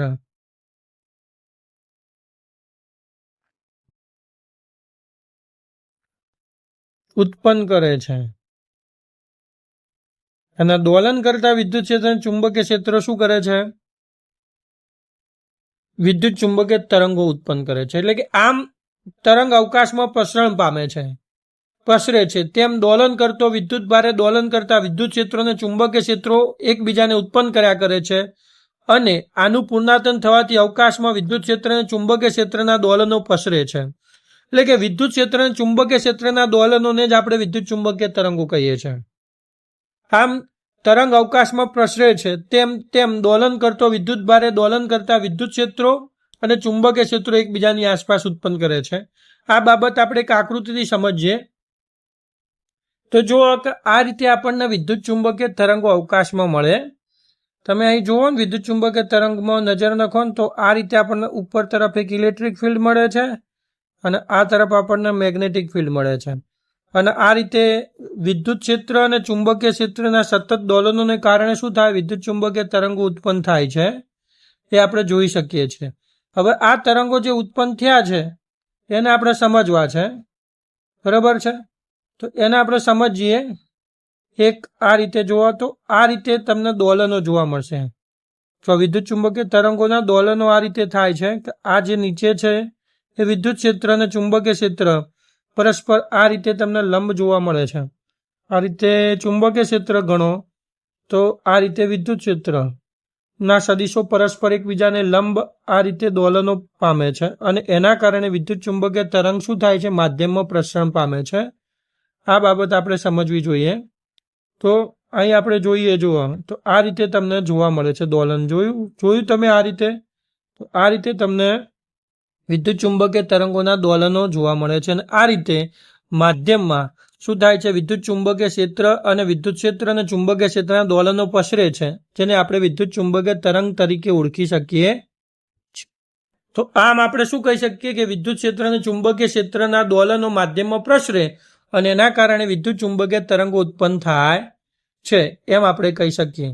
એટલે આપણે કહી શકીએ કે વિદ્યુત ચુંબકીય તરંગ શૂન્યાવકાશમાં પ્રકાશની ઝડપથી પ્રસરે છે, કારણ કે પ્રકાશમાં પણ આપણને આવી જ ઘટના જોવા મળે છે. વિદ્યુત ચુંબકીય તરંગમાં વિદ્યુત ક્ષેત્ર, ચુંબકીય ક્ષેત્ર અને તરંગ પ્રસરણ ત્રણેય કેવા હોય છે? પરસ્પર લંબ દિશામાં. એ આપણે જોયું, હમણાં આકૃતિમાં જોયું. ફરીથી આપણે આકૃતિમાં નજર તો અહીં તમે જુઓ કે તરંગનું પ્રસરણ કેવી રીતે થાય છે એ જુઓ. તો તમે જુઓ, ફરીથી જુઓ વિડીયો. તરંગનું પ્રસરણ ક્યાં થાય છે? તો જો જુઓ કે તરંગ છે ને, તરંગનું પ્રસરણ છે એ આ દિશામાં થાય છે. તરંગ પ્રસરણ આ દિશામાં થાય છે. વિદ્યુત ક્ષેત્ર આ દિશામાં છે, વિદ્યુત ક્ષેત્રના દોલનો, અને ચુંબકીય ક્ષેત્રના દોલનો આ દિશામાં છે. તો આ ત્રણેય પરસ્પર કેવા છે? એકબીજાને લંબ છે. ત્રણેય પરસ્પર કેવા છે? એકબીજાને લંબ છે. એટલે વિદ્યુત ચુંબકીય તરંગ શૂન્યાવકાશમાં પ્રકાશની ઝડપથી પ્રસરે છે તથા વિદ્યુત ચુંબકીય તરંગમાં વિદ્યુત ક્ષેત્ર, ચુંબકીય ક્ષેત્ર અને તરંગ પ્રસરણ ત્રણેય પરસ્પર લંબ હોય છે. વિદ્યુત ચુંબકીય તરંગની આવૃત્તિ કેટલી હોય છે? તો અહીં જે દોલન કરતો વિદ્યુત ભાર છે, એ વિદ્યુત ભારના દોલનની જે આવૃત્તિ છે એટલી જ આવૃત્તિ કોની હોય છે? વિદ્યુત ચુંબકીય તરંગની. અહીં તમે જુઓ કે તમને આવૃત્તિ પણ જોવા મળશે. એ તમે નજર નાખશો ને તો આવૃત્તિ પણ તમને એ વિડીયોમાં જોવા મળે છે. અને તરંગ લંબાઈ પણ. જો અહીં શું લખેલું છે? Electromagnetic wave propagation. તો આ દિશામાં એનું શું થાય છે? તરંગનું પ્રસરણ થાય છે. તો આ રીતે આપણને જોવા મળે છે. અહીં તમે જુઓ, તમને તરંગ લંબાઈ પણ જોવા મળશે. જો આ છે તમારી તરંગ લંબાઈ, આ છે તરંગ લંબાઈ, અને જે દોલનો થાય છે દોલનોની આ આવૃત્તિ એફ છે. તો આ રીતે તમને તરંગ લંબાઈ અને આવૃત્તિ, આ તરંગ લંબાઈ છે, આ છે તમારી તરંગ લંબાઈ, અને આ છે આવૃત્તિ એફ. તો આમ તરંગ લંબાઈ અને આવૃત્તિ પણ આપણને જોવા મળે છે. એટલે કે વિદ્યુત ચુંબકીય તરંગની આવૃત્તિ દોલન કરતા વિદ્યુતભારની આવૃત્તિ જેટલી જ હોય. જેટલી આવૃત્તિથી વિદ્યુતભાર દોલન કરશે, આમ દોલન વિદ્યુતભાર જેટલી આવૃત્તિ કરશે એટલી જ આવૃત્તિથી વિદ્યુત ચુંબકીય તરંગ પણ શું થશે? એટલી જ આવૃત્તિ હશે વિદ્યુત ચુંબકીય તરંગની. તો આ રીતે આપણે વિદ્યુત ચુંબકીય તરંગ વિશે માહિતી મેળવી. અને આ રીતે આપણે વિદ્યુત ચુંબકીય તરંગોની વાત આપણને મેક્સવેલે સમજાવી. હવે મેક્સવેલના સિદ્ધાંત પરથી હર્ટ્ઝે અને ત્યાર પછી કોલકાતામાં જગદીશચંદ્ર બોઝે પણ શું કર્યું? વિદ્યુત ચુંબકીય તરંગોને પ્રયોગશાળામાં એમનું ઉત્પાદન કર્યું. અને જગદીશચંદ્ર બોઝે પ્રયોગશાળામાં લગભગ 5 મિલીમીટરથી 25 મિલીમીટરની ગાળાના તરંગ લંબાઈના વિદ્યુત ચુંબકીય તરંગો ઉત્પન્ન કર્યા. લગભગ આ જ સમયે ઇટલીમાં માર્કોની નામના વૈજ્ઞાનિકે પણ વિદ્યુત ચુંબકીય તરંગો ઉત્પન્ન કર્યા અને એને જે તરંગો મોકલ્યા લગભગ ઘણા બધા માઇલ સુધી, ઘણા બધા કિલોમીટર સુધી પ્રસરી શકે તેવા વિદ્યુત ચુંબકીય તરંગોની શોધ માર્કોનીએ કરી. માર્કોનીનો આ પ્રયોગ વિદ્યુત ચુંબકીય તરંગો દ્વારા સંદેશા વ્યવહારમાં ક્ષેત્રમાં જે ક્રાંતિ આવી એનું પ્રથમ પગલું છે એમ આપણે કહી શકીએ. તો આ રીતે આપણે વિદ્યુત ચુંબકીય તરંગો કેવી રીતે ઉત્પન્ન થાય છે અને એને કોણે ઉત્પન્ન કર્યા એની થોડીક માહિતી આપણે મેળવી. ચલો હવે ચોથો પ્રશ્ન શું કહે છે કે વિદ્યુત ચુંબકીય તરંગમાં જોવા મળતા વિદ્યુત ક્ષેત્રને ચુંબકીય ક્ષેત્રની સમીકરણના સ્વરૂપમાં રજૂઆત કરો. તો એ આપણે આકૃતિમાં નજર નાખીએ તો આકૃતિમાં દર્શાવ્યા અનુસાર વિદ્યુત ચુંબકીય તરંગ એ ધન ઝેડ દિશામાં પ્રસરણ પામે છે એમ આપણે કહીએ. તો અહીં તમે જુઓ કે વિદ્યુત ક્ષેત્ર છે એ વાય દિશામાં છે અને ચુંબકીય ક્ષેત્ર છે એ એક્સ દિશામાં છે. એટલે કે લાલ કલરનું ચુંબકીય ક્ષેત્ર ગણીએ છે અને વાદળી કલરનું વિદ્યુત ક્ષેત્ર છે. બરાબર છે. હવે અહીં તમે જુઓ તો આ જે ચુંબકીય ક્ષેત્ર અને વિદ્યુત ક્ષેત્ર છે જેનું મૂલ્ય સમય સાથે સાઇન વિધેય અનુસાર બદલાય છે. તો આપણે પહેલા વિદ્યુત ક્ષેત્રની વાત કરીએ તો અહીં વિદ્યુત ક્ષેત્ર વાય એક્સની દિશામાં હોવાથી તેનો માત્ર વાય ઘટક જ મળે. એટલે કે વિદ્યુત ક્ષેત્રનો માત્ર વાય ઘટક જ મળે. ઝેડ ઘટક અને એક્સ ઘટક કેવા થાય? શૂન્ય થાય. એટલે કે વિદ્યુત ક્ષેત્ર માટે આપણે કહીએ તો ઈવાય બરાબર આપણને શું મળશે? વિદ્યુત ક્ષેત્રનો કંપ વિસ્તાર E0 into sign KZ minus omega T. બરાબર છે. અને બીજું બોલવું હોય તો આ રીતે બોલી શકાય કે EX અને EZ કેવા છે? EX બરાબર 0 અને EZ બરાબર 0. આવું છે ને આપણે સમીકરણ નંબર 1 કહીએ છીએ. બરાબર છે. હવે એ જ રીતે આપણે વાત કરીએ તો ચુંબકીય ક્ષેત્ર જે છે એ ચુંબકીય ક્ષેત્ર માત્ર એક્સ દિશામાં હોવાથી તેનો માત્ર એક્સ દિશામાંનો જ ઘટક મળે. વાય અને ઝેડ દિશામાંના એના ઘટકો કેવા થાય? શૂન્ય. એટલે કે ચુંબકીય ક્ષેત્રનું આ રીતે સમીકરણ લખીએ તો BX is equal two B0 into sign KZ minus omega T. અને સમીકરણ નંબર 2 કહીએ અને આપણે કહી શકીએ કે BY બરાબર 0 અને BZ બરાબર 0. આ રીતે આપણે કહી શકીએ. તો ચુંબકીય ક્ષેત્ર છે ફક્ત એક્સ દિશામાં છે અને વિદ્યુત ક્ષેત્ર છે વાય દિશામાં છે, જ્યારે તેનું પ્રસરણ એ કેવું છે? ઝેડ દિશામાં છે. અહીં કે જે છે કે જ્યાં કે ને શું કહેવાય? તરંગ સદિશ કહેવાય. અહીં કે બરાબર શું થશે? 2π ભાગ્યા લેમ્બડા, જેને આપણે શું કહીશું? તરંગ સદિશ.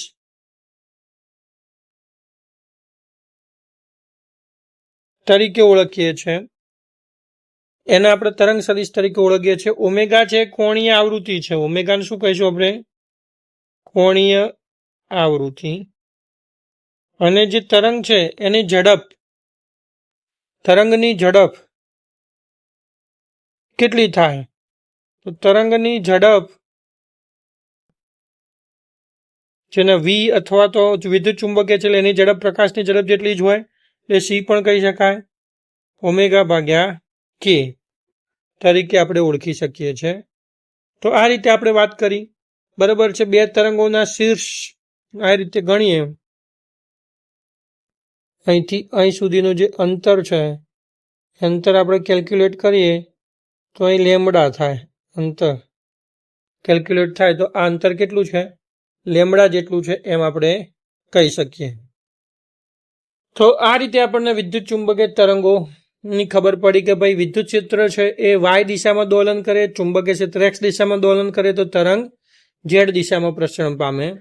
એટલે અહીં તરંગ જે દિશામાં પ્રસરણ પામતું હોય એ ઘટક અહીં તમને લખેલો હોય. તરંગ સદિશની પાછળ એક્સ લખ્યો હોય તો તરંગ એક્સ દિશામાં પ્રસરણ પામે છે, વાય લખ્યો હોય તો તરંગ વાય દિશામાં પ્રસરણ પામે છે, અને ઝેડ લખ્યો હોય તો તરંગ ઝેડ દિશામાં પ્રસરણ પામે છે. એટલે વિદ્યુત ક્ષેત્રનો દોલન ચુંબકીય ક્ષેત્રનું દોલન અને તરંગ પ્રસરણ પરસ્પર કેવા છે?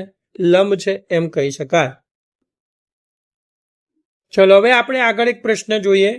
5મો પ્રશ્ન શું કહે છે કે વિદ્યુત ચુંબકીય તરંગના વેગની સમજૂતી આપી વક્રી ભવનાંકનું સૂત્ર તારો. તો આપણને ખબર છે કે વિદ્યુત ચુંબકીય તરંગનો વેગ કેટલો છે? સી ઓમેગા અપોન કે જેટલો છે. એટલે કે વિદ્યુત ચુંબકીય તરંગનો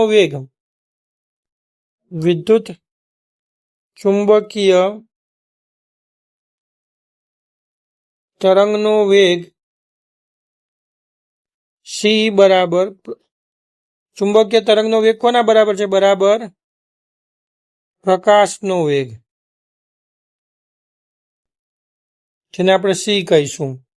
બરાબર છે, આટલો એનો વેગ છે. હવે આ સૂત્ર સૌપ્રથમ મેક્સવેલે એક સૂત્ર તારવ્યું આના સી નો સંબંધ તારવતું કે મેક્સવેલ આવ્યું એક સી બરાબર 1/√μ0 × ε0 સૂત્ર તારવ્યું અને એ સૂત્ર પરથી એને વિદ્યુત ચુંબકીય તરંગોના વેગનું મૂલ્ય મેળવ્યું.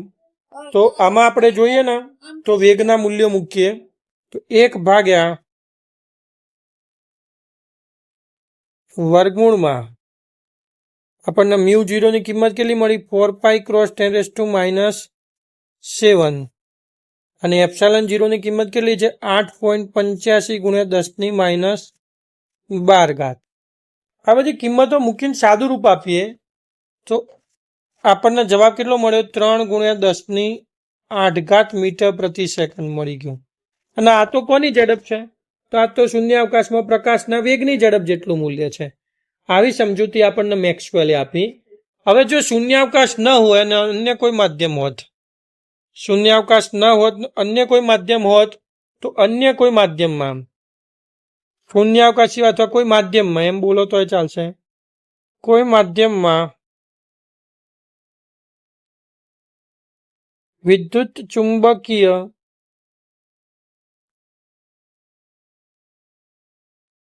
તરંગનો વેગ, જો શૂન્યાવકાશ સિવાય માધ્યમ હોય તો એનો તરંગનો વેગ v કહેવાય. તો v બરાબર 1/√μ × ε થાય. જો મ્યુ શું છે? માધ્યમની પરમિએબિલિટી અને એપ્સાયલોન શું થાય? માધ્યમની પરમિટિવિટી.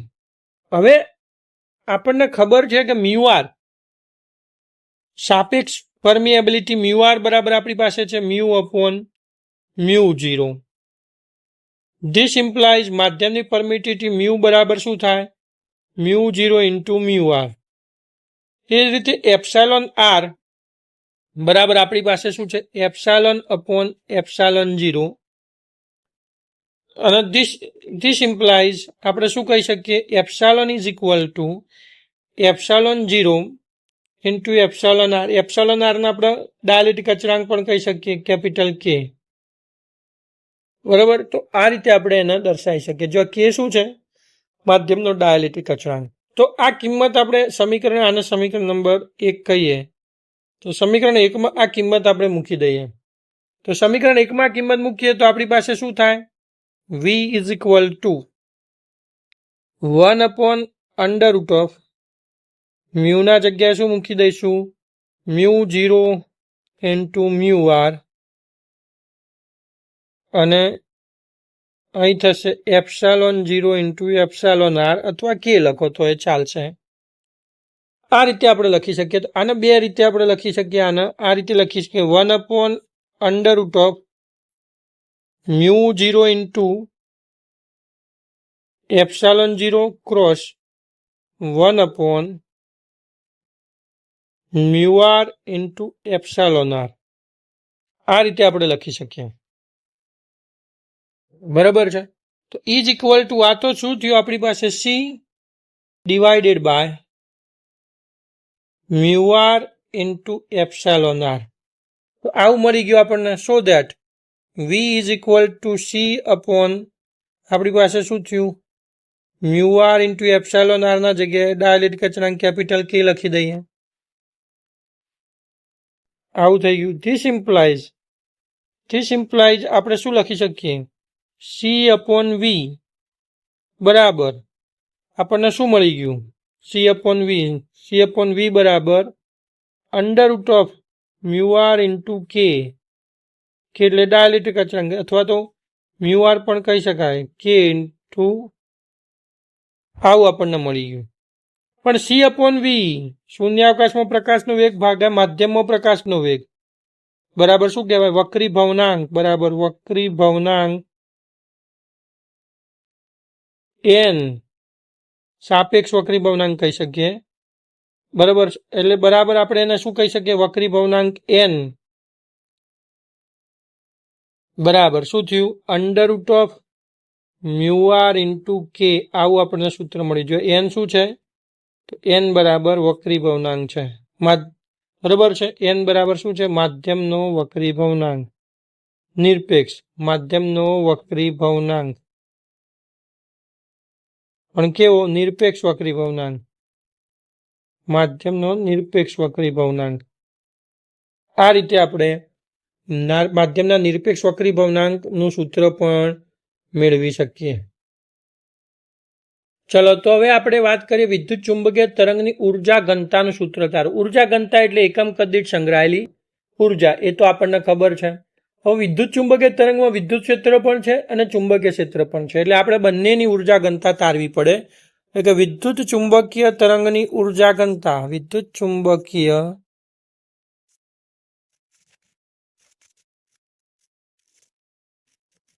તરંગની ઉર્જા ઘનતા જેને આપણે રો કહીએ, રો બરાબર રો ઈ પ્લસ રો બી બરાબર વિદ્યુત ક્ષેત્રની ઉર્જા ઘનતા વત્તા ચુંબકીય ક્ષેત્રની ઉર્જા ઘનતા. વિદ્યુત ક્ષેત્રની કેટલી છે? 1/2 epsilon 0 into E square plus 1 આનું કેટલી છે? બી સ્ક્વેર અપોન 2 મ્યુ 0 બી સ્ક્વેર અપોન 2 મ્યુ 0. આ છે વિદ્યુત ચુંબકીય તરંગ સાથે સંકળાયેલી ઉર્જા ઘનતા. હવે વિદ્યુત ચુંબકીય તરંગમાં વિદ્યુત ક્ષેત્ર અને ચુંબકીય ક્ષેત્રના મૂલ્યો સાઇન કે કોસાઇન વિધેય અનુસાર બદલાયા કરે, તેથી વિદ્યુત ક્ષેત્ર અને ચુંબકીય ક્ષેત્રના આરએમએસ મૂલ્યો ધ્યાનમાં લેવા પડે. એટલે ઉર્જા ઘનતા રો બરાબર આપણે શું કહી શકીએ? 1/2 એપ્સાલોન 0 ઇન્ટુ ઈના જગ્યાએ ઈનું આરએમએસ મૂલ્ય લેવું પડે, ઈ સ્ક્વેર આરએમએસ પ્લસ બીનું આરએમએસ મૂલ્ય લેવું પડે, B square RMS divided by 2 mu 0. આને આપણે સમીકરણ નંબર અત્યારે હાલ પૂરતું 1 આપીએ તો ઈ આરએમએસ બરાબર આપણને ખબર છે શું થશે? ઈ આરએમએસ બરાબર તો આપણે અહીં લખીએ કે ભાઈ આપણને ખબર છે C square is equal to 1 upon mu 0 into epsilon 0. આવી આપણને સૂત્ર ખબર છે. This implies mu 0 is equal to શું થાય? Mu 0 is equal to 1 upon C square into epsilon 0 બરાબર. આ એક થયું. તો હવે આના પરથી આપણે એક સૂત્ર મેળવવું છે કે આ કિંમત જે છે મ્યુ 0ની એ આપેલ સમીકરણ મૂકતા મ્યુ 0નું આ મૂલ્ય સમીકરણ 1 માં મૂકીએ તો રો ઇઝ ઇક્વલ ટુ શું થાય? 1/2 epsilon 0 into E square RMS plus અહીં શું થશે? B square RMS divided by 2 cross mu 0 એટલે મ્યુ 0 ના જગ્યાએ શું કહીશું? 1 upon C square into epsilon 0 આવું આપણને મળશે. તો આની કિંમત મૂકીને સાદું રૂપ આપીએ તો is equal to 1/2 epsilon 0 into E square RMS plus શું થશે? B square RMS into C square into epsilon 0 આગળ 1/2 આવું થઈ ગયું. તો આ આપણને મળી ગયું. તો બી સ્ક્વેર એપ્સાલોન 0 ઇન્ટુ આપણને મળી ગયું. હવે આપણે આમાં આરએમએસ મૂલ્યો મૂકીએ અને એનો જવાબ શોધવાનો પ્રયત્ન કરીએ છીએ. તો એપ્સાલોન 0 સ્ક્વેર આરએમએસ બી સ્ક્વેર આરએમએસ તો આ મળી ગયું 1/2 ε0 કોમન લઈ લઈએ તો આપણને શું મળશે 1/2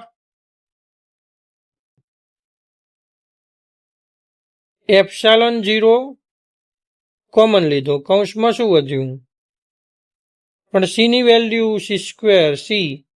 હવે આપણે આટલું તો જોઈ ગયા, હજુ આપણે શું છે વધારાની બાબત, અને c ઇઝ ઇક્વલ ટુ આપણને શું મળશે તો c is equal two ERMS upon BRMS. આ વેલ્યુ આપણે અંદર એડ કરી દઈએ તો આ કેટલી થાય 1/2 ε0 into E²RMS plus 1/2 B²RMS cross E²RMS ભાગ્યા B²RMS ક્રોસ ε0. તો ચલો B²RMS જતા રહ્યા તો ઇઝ ઇક્વલ ટુ આપણી પાસે શું વધ્યા 1/2 ε0 into E²RMS plus 1/2 ε0 into E²RMS. બંને સેમ વધે એટલે 1/2 પ્લસ થઈ ગયા, એટલે એક આખો થઈ ગયો, 1/2 પ્લસ 1 થઈ ગયા, એટલે શું થયું ε0 into E²RMS.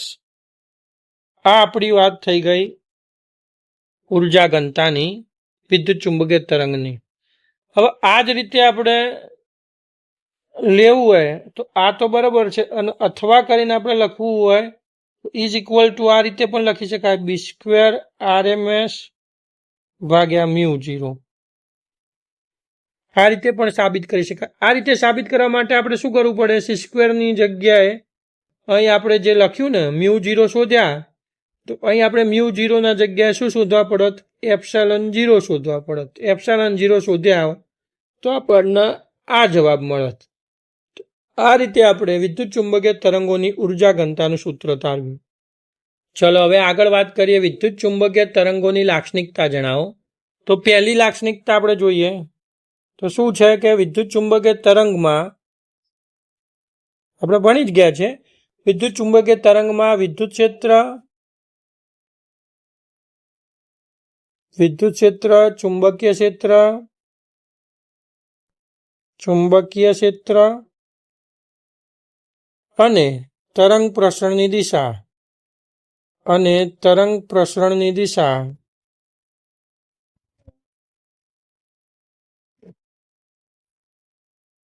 આ ત્રણે કેવી છે, પરસ્પર લંબ હોય છે. દિશા પરસ્પર લંબ હોય છે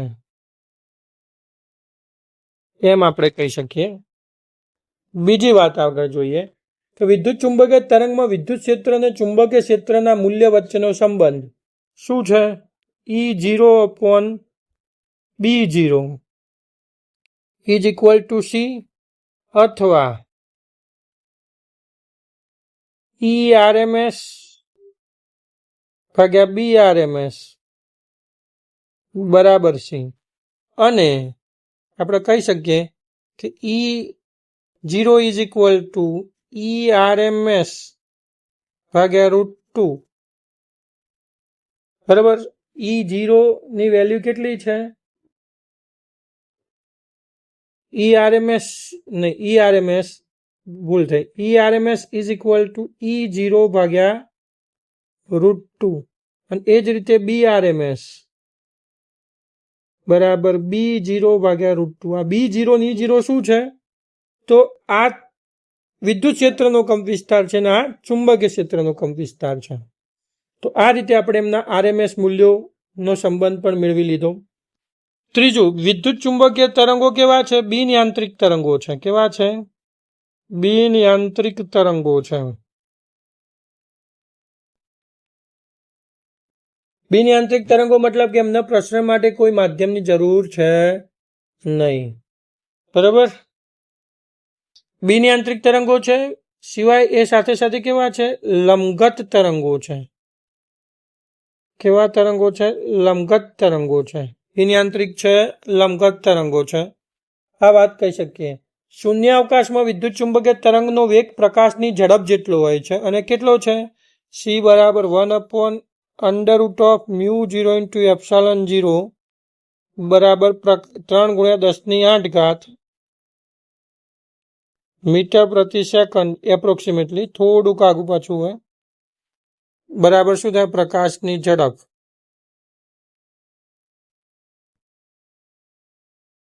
ક્યાં આખી વાત છે? શૂન્યાવકાશ. શૂન્યાવકાશમાં વિદ્યુત ચુંબકીય તરંગની ઝડપ આટલી હોય છે. એ જ રીતે માધ્યમમાં વિદ્યુત ચુંબકીય તરંગની ઝડપ કેટલી હોય છે? માધ્યમમાં 1/μ × માધ્યમમાં કે તરંગનો વેગ અથવા ઝડપ આટલી હોય છે. ત્યારથી આગળ વાત કરીએ તો હર્ટ્ઝ નામના વૈજ્ઞાનિકે દર્શાવ્યું કે વિદ્યુત ચુંબકીય તરંગો એ વિવર્તન વક્રીભવન અને ધ્રુવીભવન અનુભવે છે. વિવર્તન, વક્રીભવન અને ધ્રુવીભવન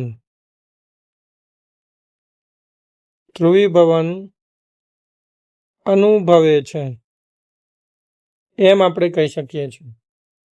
પછી એનાથી આગળ વાત કરીએ તો વિદ્યુત ચુંબકીય તરંગો ધ્રુવીભૂત છે. વિદ્યુત ચુંબકીય તરંગો ધ્રુવીભૂત છે. વિદ્યુત ચુંબકીય તરંગો ઉર્જા ધરાવે છે. શું ધરાવે છે? ઉર્જા ધરાવે છે અને તેનું વહન કરે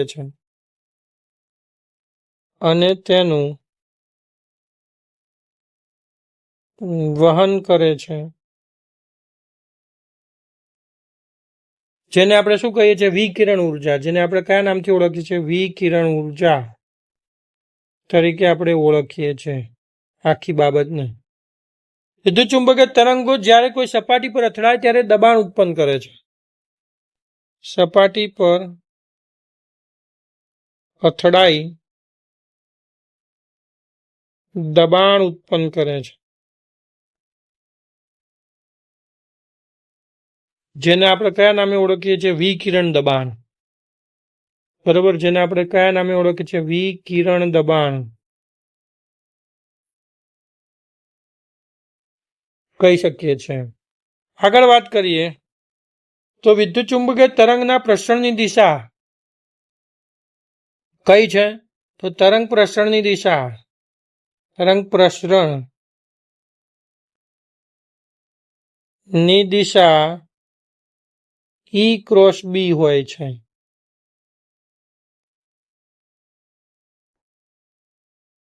ની દિશામાં હોય છે.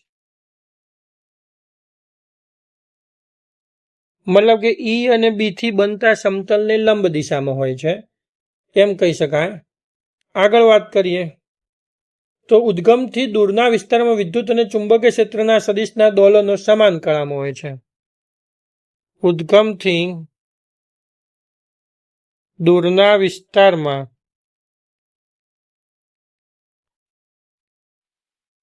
વિદ્યુત ક્ષેત્ર અને ચુંબકીય ક્ષેત્રના સદિશો, વિદ્યુત ક્ષેત્ર અને ચુંબકીય ક્ષેત્ર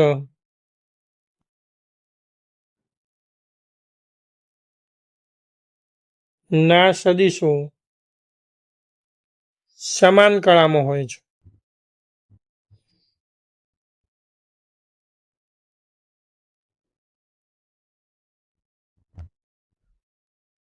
વિદ્યુત ચુંબકીય તરંગની આવૃત્તિ, વિદ્યુત ચુંબકીય તરંગની આવૃત્તિ માધ્યમમાં દોલિત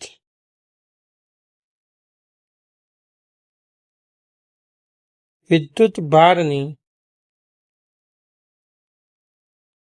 આવૃત્તિ જેટલી હોય છે.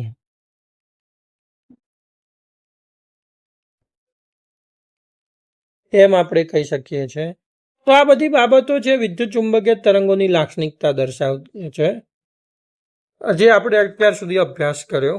અને આ રીતે આપણે વિદ્યુત ચુંબકીય તરંગો વિશે માહિતી મેળવી. આ લાક્ષણિકતાઓ આપણને 2 માર્ક્સમાં બોર્ડમાં પૂછાય છે. બહુ આઈએમપી પ્રશ્ન છે. કોઈ પણ 4 લાક્ષણિકતાઓ તમારે જણાવવાની હોય છે અને તમને 2 માર્ક્સ મળે. તો આ રીતે આપણે વિદ્યુત ચુંબકીય તરંગોની લાક્ષણિકતાનો અભ્યાસ કર્યો. ચલો તો હવે આપણે ઉદાહરણ 1 જોઈએ. એમાં શું કહે છે કે 25 મેગાહર્ટ્ઝ આવૃત્તિ ધરાવતું ચુંબકીય તરંગ ધરાવતું સમતલ વિદ્યુત ચુંબકીય તરંગ મુક્ત અવકાશમાં x દિશામાં ગતિ કરે છે. ચોક્કસ સમય અને અવકાશે એક ચોક્કસ બિંદુ આગળ તેનું વિદ્યુત ક્ષેત્ર આપણને 6.3 જે કેપ વોલ્ટ પ્રતિ મીટર છે. તો આ બિંદુ આગળ આપણે શું શોધવું છે? ચુંબકીય ક્ષેત્રનું મૂલ્ય શોધવું છે. તો ભાઈ ચુંબકીય ક્ષેત્રનું મૂલ્ય આપણે શોધવું છે અને એની દિશા પણ શોધવી છે. તો ચુંબકીય ક્ષેત્રનું મૂલ્ય કેટલું થાય એ જોઈએ. તો આપણી પાસે સૂત્ર છે કે E/B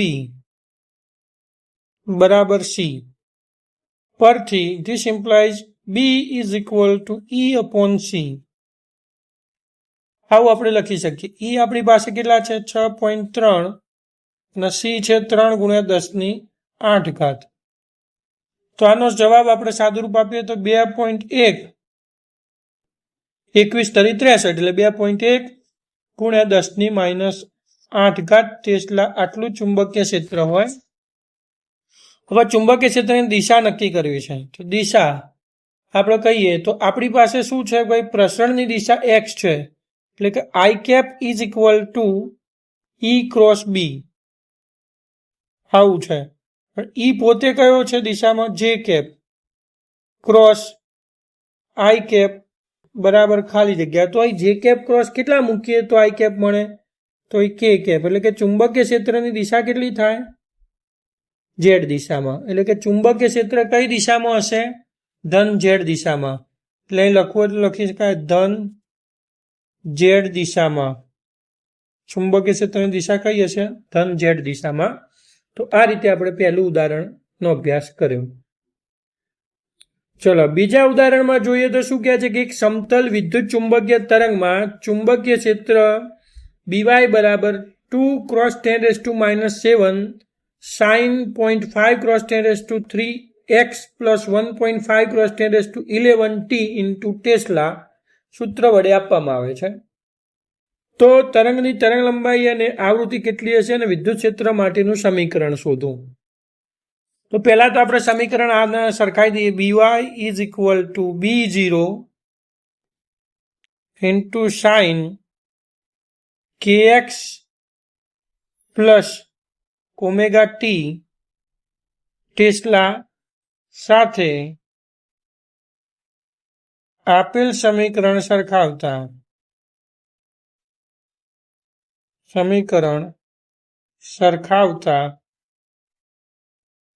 આપણે શું લખી શકીશું? સરખાઈએ તો B0 ઇઝ ઇક્વલ ટુ આપણી પાસે કેટલા છે? 2 × 10⁻7 ટેસ્લા. બરાબર. B0 આપણને મળી ગયા 2 × 10⁻7 ટેસ્લા. તરંગ સદિશ K કેટલો છે આપણી પાસે? 0.5 × 10⁻3. પછી x છે એટલે તરંગ પ્રસરણની દિશા કઈ છે? તરંગ પ્રસરણની દિશા E/B એ કઈ દિશામાં તરંગ પ્રસરણ પામે છે? તો તરંગ પ્રસરણની દિશા E/B is equal two +x છે. એટલે x દિશામાં તરંગ પ્રસરણ પામે છે. બરાબર. તો તરંગ પ્રસરણની દિશા કઈ થશે? x દિશા. E/B કઈ દિશામાં? એ x દિશામાં છે. x દિશામાં. ત્યાર પછી આગળ વાત કરીએ તો ઓમેગા કેટલો છે આપણી પાસે? કોણીય આવૃત્તિ omega is equal two 1.5 × 10⁻11 1.5 × 10⁻11 radian પ્રતિ સેકન્ડ આટલો આપણી પાસે ઓમેગા છે. અને આની એકમ લખવાનું રહી ગયું, આનું થાય રેડિયન પ્રતિ મીટર કેનો. તો આ રીતે આપણે સરખામણી કરી લીધી. હવે આપણે શું શોધવું છે? તરંગની તરંગ લંબાઈ લેમડા શોધવી છે. તો પહેલો ઓપ્શન આપણે જોઈએ, તરંગની તરંગ લંબાઈ લેમડા કે કેટલા છે આપણી પાસે? 0.5 ગુણ્યા 10³ રેડિયન ઇન્ટુ મીટર ઇનવર્સ. તો ચલો કે બરાબર આપણી પાસે થાય 2π/λ. This implies લેમડા બરાબર 2π/k. 2π એટલે 6.28 ગુણ્યા 10³ ભાગ્યા 0.5. 6.28 ના બમણા કરીએ તો 12.56 થાય. એટલે 12.56 ગુણ્યા 10³ બરાબર છે. લેમડા આટલા મીટર થયા. 12.56 ગુણ્યા 10³ એટલે 1.256 ગુણ્યા 10⁻² મીટર. એટલે આન્સર કેટલો આવે? 1.256 સેન્ટીમીટર તરંગ લંબાઈ થઈ ગઈ. પહેલો પ્રશ્ન તરંગ લંબાઈ વાળો પહેલો પ્રશ્ન પૂરો. બીજો પ્રશ્ન શું કહે છે કે આવૃત્તિ કેટલી હશે? તો આવૃત્તિ omega is equal two 2πf. This implies આવૃત્તિ f is equal to 2π/ω/2π. ω/2π. આ આપણને આવૃત્તિનું સૂત્ર મળી ગયું. ઓમેગા કેટલા છે આપણી પાસે? 1.5 ગુણ્યા 10⁻11 ના નીચે આવૃત્તિ 2π એટલે 6.28. 1.5 ભાગ્યા 6.28 એટલે 0.2388 ગુણ્યા 10⁻11. આટલા હર્ટ્ઝ આવૃત્તિ થઈ. હવે આના આપણે સાદુરૂપમાં લખવા છે તો 2 પોઈન્ટ ખસીએ તો થાય 23.88 ગુણ્યા 10⁹ હર્ટ્ઝ. એટલે આને લખી શકાય 23.88 ગીગાહર્ટ્ઝ. તો આટલી આવૃત્તિ આપણને મળી જાય. તો આ પહેલો પ્રશ્ન આપણો વિભાગીય પૂરો. હવે વિદ્યુત ક્ષેત્ર માટેનું સમીકરણ લખો. વિદ્યુત ક્ષેત્ર માટેનું સમીકરણ આપણી પાસે શું થાય? ઈ આ કઈ દિશામાં છે? BY છે. તો ઈ કઈ દિશામાં મળશે એ આપણે શોધવું પડે. તો ઈ ક્રોસ બી બરાબર X કરવા છે. તો આપણે X કરવા પડશે ઈ ક્રોસ બી બરાબર. તો ઈ કેટલો મૂકીશું? આ વાય દિશામાં છે એટલે I cross J cap is equal to નહીં, આપણે કરવા છે કે cap cross J cap is equal to, કારણ કે આ કેવો છે? પ્લસ છે ને, પ્લસ છે એટલે ઋણ X દિશામાં છે.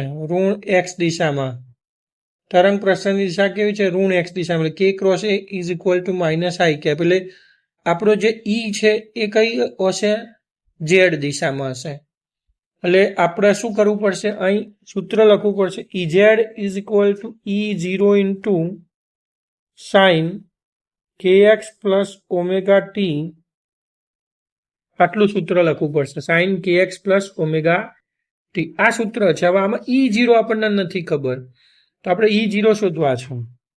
તો E0 ઇઝ ઇક્વલ ટુ આપણે લખી શકીએ B0 ઇન્ટુ સી, કારણ કે E0 upon B0 is equal two C થાય. B0 આપણી પાસે છે, B0 છે 2 ગુણ્યા 10⁻7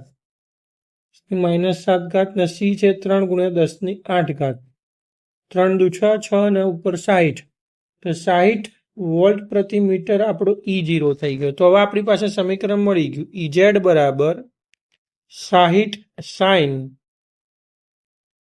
0.5 ગુણ્યા 10⁻³ x પ્લસ 1.5 ગુણ્યા 10⁻11 ટી વોલ્ટ પ્રતિ મીટર. તો આ આપણો જવાબ થઈ ગયો. આ રીતે આપણને બીજો જવાબ પણ મળી ગયો. તો આ રીતે આપણું ઉદાહરણ 8.2 પૂર્ણ થાય છે. ચલો તો હવે આપણે જોઈએ ને તો આપણો પહેલા પ્રશ્ન શું છે કે 8મા પ્રશ્નમાં આપણને શું કીધું છે કે વિદ્યુત ચુંબકીય વર્ણપટ વિશે સમજાવો. આ રીતે આપણે પ્રશ્નમાં નજર નાખીએ તો આપણને ખબર છે કે સૌ પ્રથમ મેક્સવેલે આપણને વિદ્યુત ચુંબકીય તરંગો વિશેની સમજૂતી આપી. ત્યાર પછી હર્ષેન એમને રેડિયો તરંગોની શોધ કરી. જગદીશચંદ્ર બોઝે પણ વિદ્યુત ચુંબકીય તરંગો શોધ્યા, રેડિયો તરંગો શોધ્યા. શરૂઆતના સમયમાં ફક્ત દ્રશ્ય પ્રકાશના તરંગો જ આપણે જાણીતા હતા અને એને આપણે વિદ્યુત ચુંબકીય તરંગો તરીકે ગણતા. સમય જતા જતા શું થયું? શરૂઆતમાં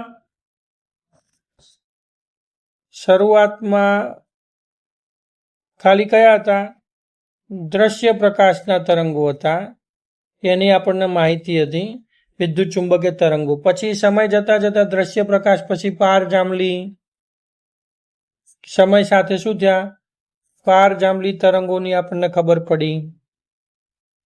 પછી પારક તરંગોના અસ્તિત્વ વિશે આપણને માહિતી મળી, પારક તરંગોના અસ્તિત્વ વિશે.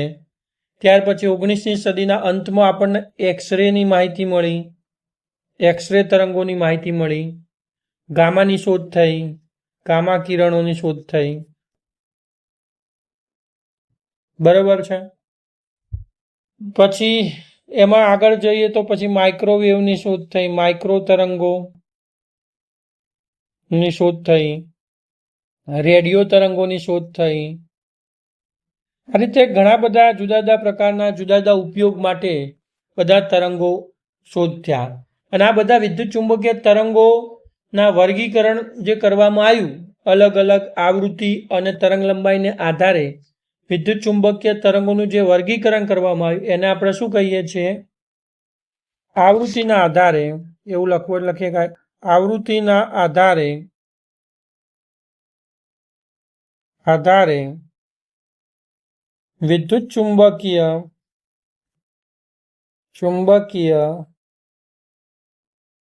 તરંગોના વર્ગીકરણને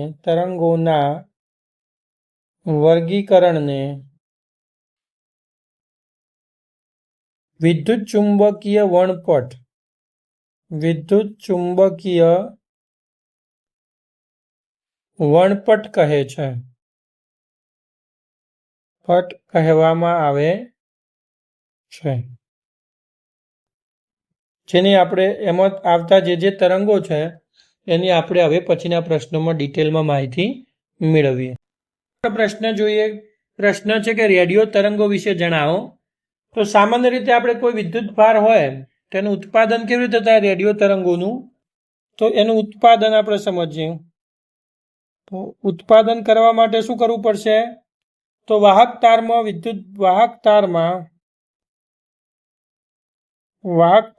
વિદ્યુત ભારને પ્રવેગિત કરતા રેડિયો તરંગો ઉત્પન્ન થાય છે.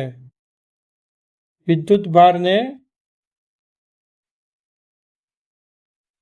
પ્રવેગિત કરતા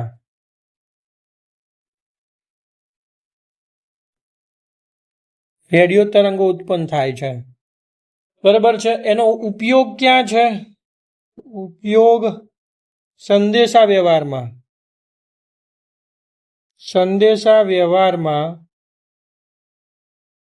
આનો ઉપયોગ થાય છે. હવે રેડિયો તરંગોની આવૃત્તિનો ગાળો જોઈએ. તેની આવૃત્તિનો ગાળો છે 500 કિલોહર્ટ્ઝ થી 1000 મેગાહર્ટ્ઝ એની આવૃત્તિનો ગાળો છે. તરંગ લંબાઈ શોધવી હોય તરંગ lambda f is equal two બરાબર fc is equal two f lambda. આ સૂત્ર પરથી આપણે એની તરંગ લંબાઈ પણ શોધી શકીએ. બરાબર છે. તો આવૃત્તિનો ગાળો આપ્યો તરંગ લંબાઈ લેમ્ડા બરાબર શું કહી શકાય? ધીસ ઇમ્પ્લાઇઝ કરીને કહી શકાય lambda is equal two c upon f. તો આ રીતે આપણે તરંગ લંબાઈનો ગાળો પણ શોધી શકીએ. તો જુદા જુદા બેન્ડની આવૃત્તિ જોવી હોય તો આવૃત્તિના ગાળામાં પણ જુદા જુદા બેન્ડની આવૃત્તિ હોય. પહેલે એમ્પ્લિટ્યુડ મોડ્યુલેટેડ બેન્ડની આવૃત્તિનો ગાળો કેટલો છે? તો એમ્પ્લિટ્યુડ મોડ્યુલેટેડ બેન્ડની આવૃત્તિનો ગાળો 530 કિલોહર્ટ્ઝથી માંડીને 1710 કિલોહર્ટ્ઝમાં એમ્પ્લિટ્યુડ મોડ્યુલેટેડ આવૃત્તિનો ગાળો હોય. ત્યાર પછી શોર્ટ વેવ બેન્ડ ની આવૃત્તિનો ગાળો કેટલો છે? તો શોર્ટ વેવ બેન્ડની આવૃત્તિની ગાળો 54 મેગાહર્ટ્ઝ સુધી છે. કેટલો છે? 54 મેગાહર્ટ્ઝ સુધી શોર્ટ વેવ. ત્યાર પછી આગળ વાત કરીએ તો ટીવી માટે જે રેડિયો તરંગો વપરાય છે એની આવૃત્તિનો ગાળો 54 મેગાહર્ટ્ઝથી 890 મેગાહર્ટ્ઝ. કેટલું? 54 મેગાહર્ટ્ઝથી 890 મેગાહર્ટ્ઝ નો ગાળો ટીવી માટે છે.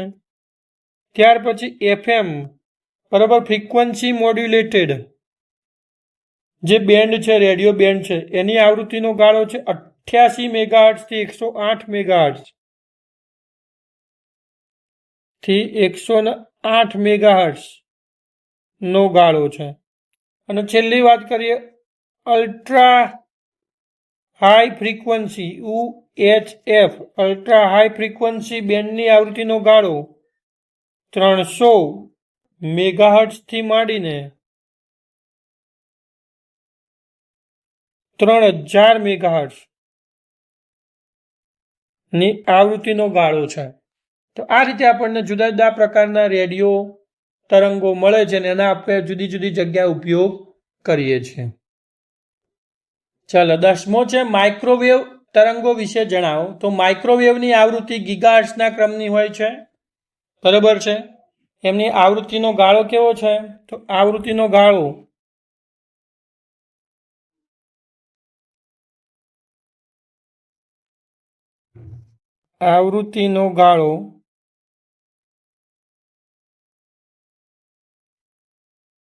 કેટલા ક્રમનો છે? ગીગાહર્ટ્ઝના ક્રમનો છે. ગીગાહર્ટ્ઝ ના ક્રમની હોય છે માઇક્રોવેવની આવૃત્તિનો ગાળો. એનું ઉત્પાદન કેવી રીતે થાય છે?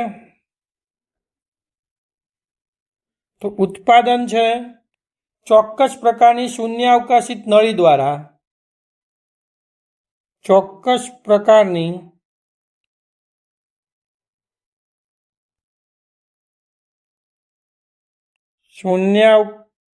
શૂન્યાવકાશિત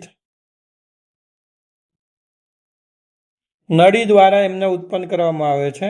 એમાં આપણે શું કરવામાં આવે છે? નળીની અંદર વિદ્યુત તણખો ઉત્પન્ન કરીને આ ઘટના મેળવવામાં આવે છે. શૂન્યાવકાશિત નળીમાં વિદ્યુત પ્રવાહ પસાર કરીને. ત્યાર પછી માઇક્રોવેવનો ઉપયોગ ક્યાં છે?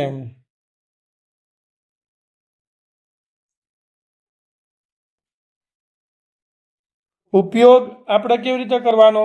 તેનો ઉપયોગ છે, માઇક્રોવેવનો ઉપયોગ ક્યાં ક્યાં થાય છે? તો રડારમાં થાય છે. બરાબર છે. રડારનો ઉપયોગ એરોપ્લેન દિશા નિયંત્રણમાં થાય છે. આ ઉપરાંત રડારનો ઉપયોગ ક્યાં ક્યાં થાય છે? તો એરોપ્લેન દિશા નિર્દેશનમાં, એરોપ્લેન દિશા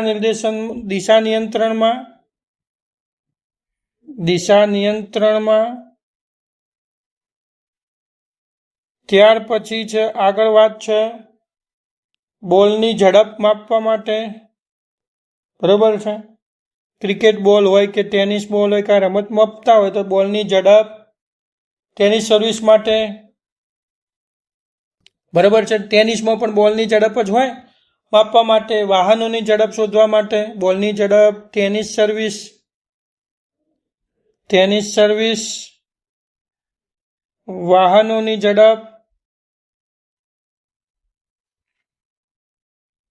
શોધવા માટે જે સ્પીડ ગન હોય છે એ સ્પીડ ગનમાં પણ માઇક્રોવેવ તરંગોનો ઉપયોગ થાય છે. બરાબર છે. આ સિવાય આગળ વાત કરીએ તો માઇક્રોવેવ ઓવનમાં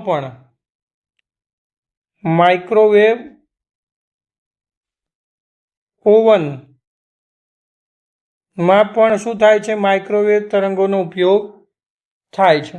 આવા ઓવનમાં માઇક્રોવેવની આવૃત્તિ એ પાણીના અનુનાદી આવૃત્તિ જેટલી હોય છે. માઇક્રોવેવ ઓવનમાં શું હોય છે? માઇક્રોવેવની આવૃત્તિ કોના જેટલી હોય છે? પાણીના અણુની આવૃત્તિ જેટલી હોય છે. બરાબર છે. અને એના કારણે શું થાય? આવૃત્તિ સાથે મેળવેલ હોવાથી તરંગોમાંની ઉર્જા અસરકારક રીતે અણુઓની ગતિ ઉર્જા તરીકે રૂપાંતરિત થાય અને આના લીધે પાણી ધરાવતો કોઈ પણ ખોરાકનું તાપમાન વધારી શકાય છે. અને પદાર્થને એમાંથી દૂર કરી શકાય છે. બરોબર. હવે આગળ જોઈએ 11મો પ્રશ્ન.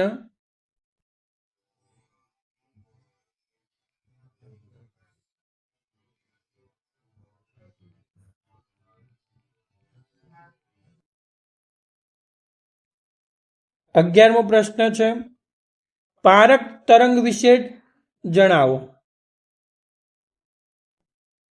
તો આપણે 11મા પ્રશ્નમાં પારક તરંગ વિશે સમજવું છે. કોને પારક તરંગ કહેવાય? તો 11મો પ્રશ્ન આપણો છે પારક તરંગ વિશે જણાવો. હવે પારક તરંગમાં આપણે વાત કરીએ તો આ તરંગોનું ઉત્પાદન કેવી રીતે થાય છે એ સમજીએ. તો આ તરંગોનું ઉત્પાદન તો ગરમ પદાર્થ અને અણુઓ દ્વારા. કોના દ્વારા ઉત્પાદન થાય છે? ગરમ પદાર્થ અથવા ગરમ અણુઓ દ્વારા. અણુઓ દ્વારા પારક તરંગોનું ઉત્પાદન થાય છે. બરાબર છે. પારક તરંગોને ઘણીવાર આપણે શું કહીએ છીએ? ઉષ્મા તરંગો પણ કહીએ છીએ, કારણ કે મોટાભાગના દ્રવ્યમાં રહેલા પાણીના અણુઓ સહેલાઈથી પારક તરંગોનું શું કરે છે? શોષણ કરે છે. અને શોષણ બાદ તેમની ઉષ્મીય ઉર્જા વધે છે, એટલે તેઓ ગરમ થાય છે અને આસપાસના ભાગને પણ ગરમ કરે છે. એની તરંગ લંબાઈનો ગાળો કેટલો છે?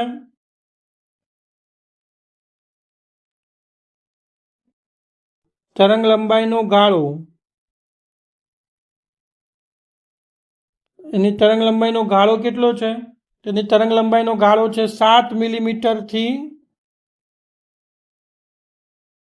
700 નેનોમીટર. ત્યાર પછી આગળ વાત કરીએ તો પારક તરંગનો ઉપયોગ ક્યાં થાય છે? ઉપયોગ, તેનો ઉપયોગ થાય છે શારીરિક ઉપચારમાં. શારીરિક ઉપચારમાં પારક બલ્બનો ઉપયોગ થાય. શારીરિક ઉપચારમાં થાય છે. બરોબર છે. ગ્રીન હાઉસમાં પણ પારક તરંગો ખૂબ મોટો ભાગ ભજવે છે. ગ્રીન હાઉસ અસરમાં પણ પારક તરંગો શું થાય છે? મોટો ભાગ ભજવે છે. અને એના કારણે પૃથ્વીનું સરેરાશ તાપમાન જળવાઈ રહે છે. પૃથ્વીના ઉપગ્રહોમાં પારક ડિટેક્ટરોનો ઉપયોગ થાય છે. ઉપગ્રહોમાં પારક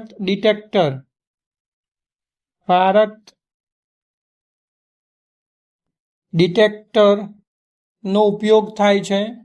બરાબર છે. આ ઉપયોગ કેના માટે હોય છે? લશ્કરી હેતુ અને પાકનો વિકાસ જોવા માટે. શેના માટે? લશ્કરી હેતુ અને પાકનો વિકાસ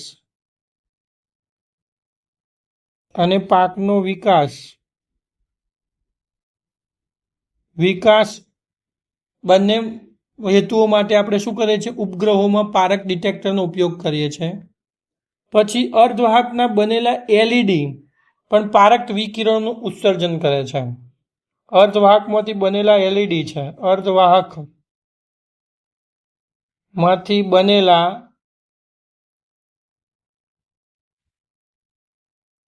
એલઈડી લાઇટ એમિટિંગ ડાયોડ પણ પારક વિકિરણનું ઉત્સર્જન કરે છે. અને તેમનો ઉપયોગ તો આપણને ખબર છે ક્યાં થાય છે. એલઈડીનો ઉપયોગ તો ટીવીમાં, વિડીયો રેકોર્ડમાં, હાઈફાઈ તંત્રોમાં, રિમોટ સ્વિચમાં, ઘણી બધી જગ્યાએ એલઈડીનો આપણે ઉપયોગ કરીએ છીએ. તો આ રીતે આપણને પારક તરંગોના ઉપયોગની માહિતી ખબર પડે છે. ચલો હવે આપણે આગળ પ્રશ્ન જોઈએ તો દ્રશ્ય કિરણો વિશે, જેને આપણે પ્રકાશ કહીએ છીએ, એની આપણે વાત કરવી છે. તો દ્રશ્ય કિરણો કોને કહેવાય? તો વિદ્યુત ચુંબકીય વર્ણપટનો એવો ભાગ કે જેને મનુષ્યની આંખ પારખી શકે. શું કહે છે? મનુષ્યની આંખ પારખી શકે.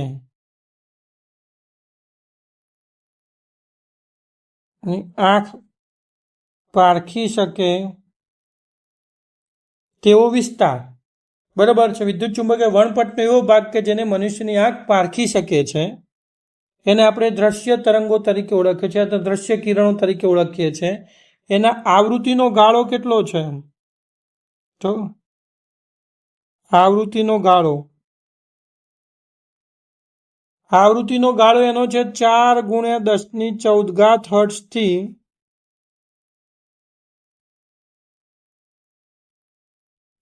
7×10⁻14 હર્ટ્ઝ એમની આવૃત્તિનો ગાળો છે. એની તરંગ લંબાઈનો ગાળો લખવો હોય તો પણ લખી શકાય. તરંગ લંબાઈ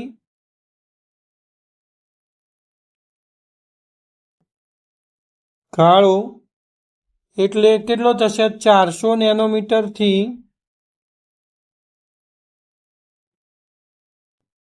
700 નેનોમીટર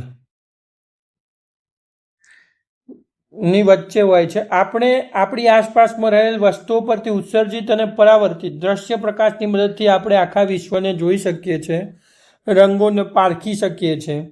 બરાબર છે. તો આ આપણે સામાન્ય દ્રશ્ય કિરણો વિશે માહિતી મેળવી. ચલો તો હવે આગળ વાત કરીએ 13મા પ્રશ્નમાં કે પારજાંબલી કિરણો વિશે જણાવો. તો એની તરંગ લંબાઈનો ગાળો જોઈએ. પારજાંબલી કિરણોની તરંગ લંબાઈનો ગાળો. તો તરંગ લંબાઈનો ગાળો એનો છે આપણને 4×10⁻7 મીટરથી 6×10⁻10 મીટરના ક્રમનો એમનો ગાળો છે. હવે પારજાંબલી વિકિરણ ચોક્કસ પ્રકારના બલ્બ અને ખૂબ જ ગરમ પદાર્થ દ્વારા ઉત્પન્ન થાય છે. એનું ઉત્પાદન કેવી રીતે થાય છે? તેનું ઉત્પાદન ગરમ પદાર્થો, ખૂબ જ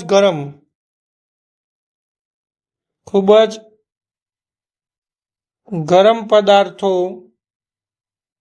દ્વારા એનું ઉત્પાદન થાય છે. બરાબર છે. હવે આના નુકસાન પણ છે.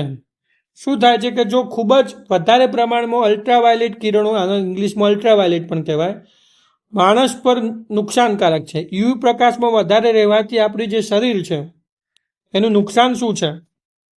તો નુકસાન શું છે?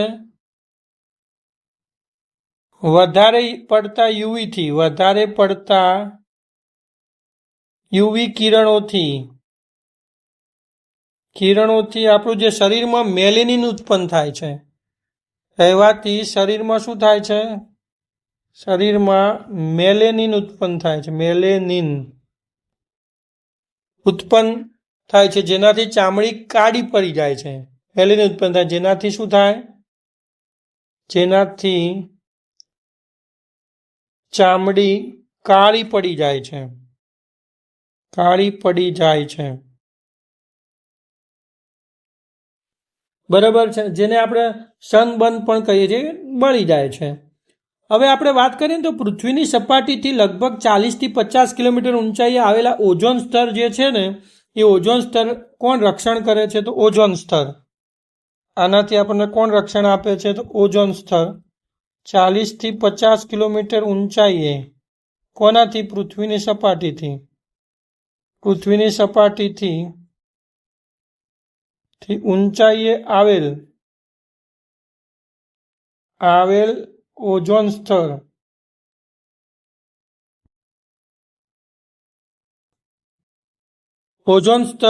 શું થાય છે?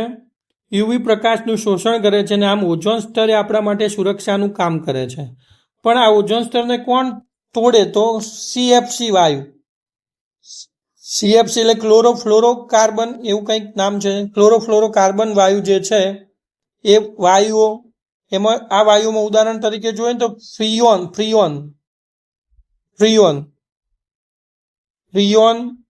જેવા વાયુઓ છે એ શું કરે છે? ઓઝોન સ્તરને નુકસાન કરે છે.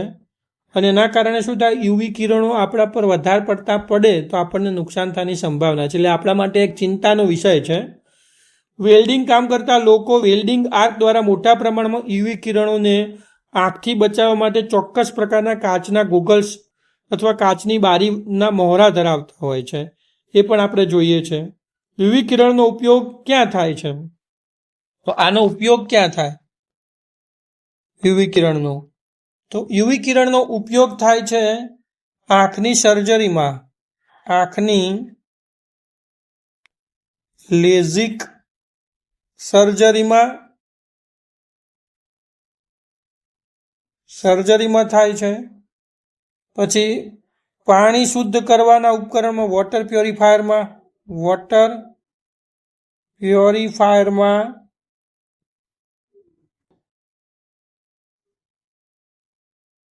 વોટર પ્યોરિફાયરમાં પણ આનો ઉપયોગ થાય છે. પાણીના શુદ્ધિકરણમાં એવું કરવું હોય તો પાણીના શુદ્ધિકરણ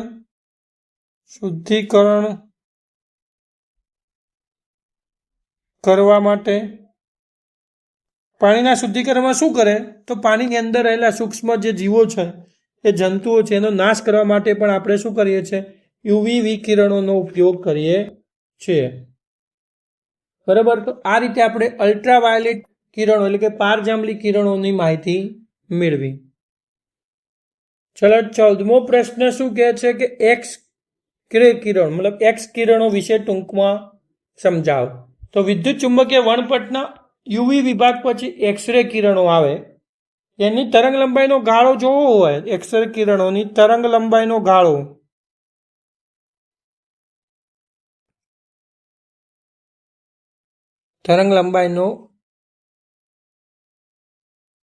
ગાળો કેટલો છે 10⁻8 મીટર થી આપણે કહીએ તો 10⁻17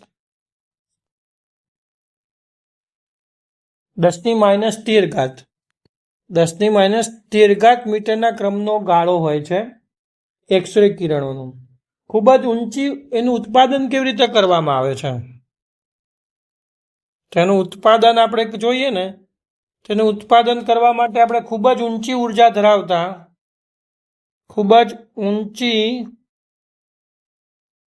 ઉર્જા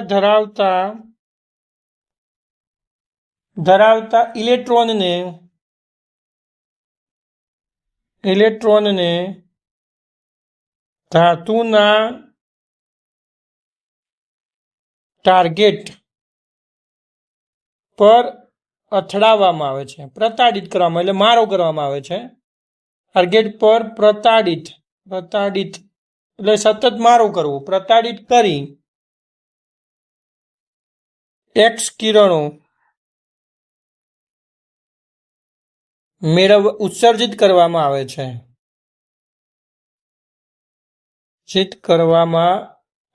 છે. બરાબર. તો આ રીતે એક્સરે કિરણોનો ઉપયોગ થાય છે, ઉત્પાદન થાય છે. હવે એનો ઉપયોગ તો આપણને ખબર છે, મેડિકલ સાયન્સમાં આપણે એનો ઉપયોગ કરીએ છીએ. બરાબર છે. તો આપણે શરીરને ઇન્જરી હોય એટલે મેડિકલ મતલબ શું કહેવાય ઔષધીય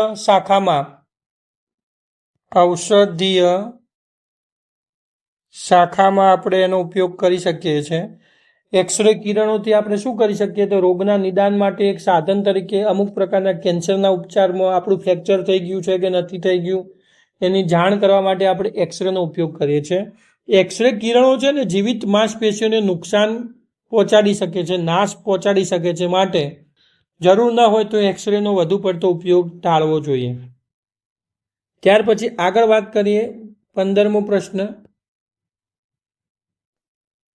ચલો હવે આપણે 15મો પ્રશ્ન જોઈએ કે ગામા કિરણો વિશે ટૂંક નોંધ લખો. તો ગામા કિરણોની આવૃત્તિ વિદ્યુત ચુંબકીય વર્ણપટમાં સૌથી વધારે છે.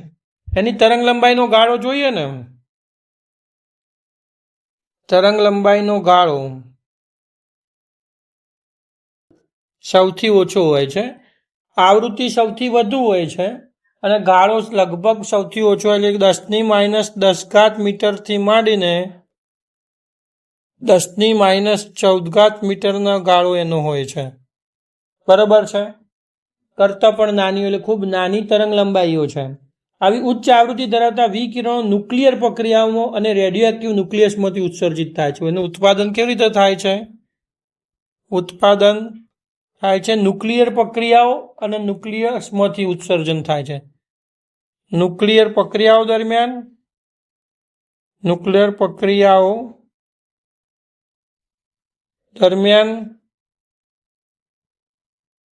દરમિયાન અથવા રેડિયોએક્ટિવ ન્યુક્લિયસમાંથી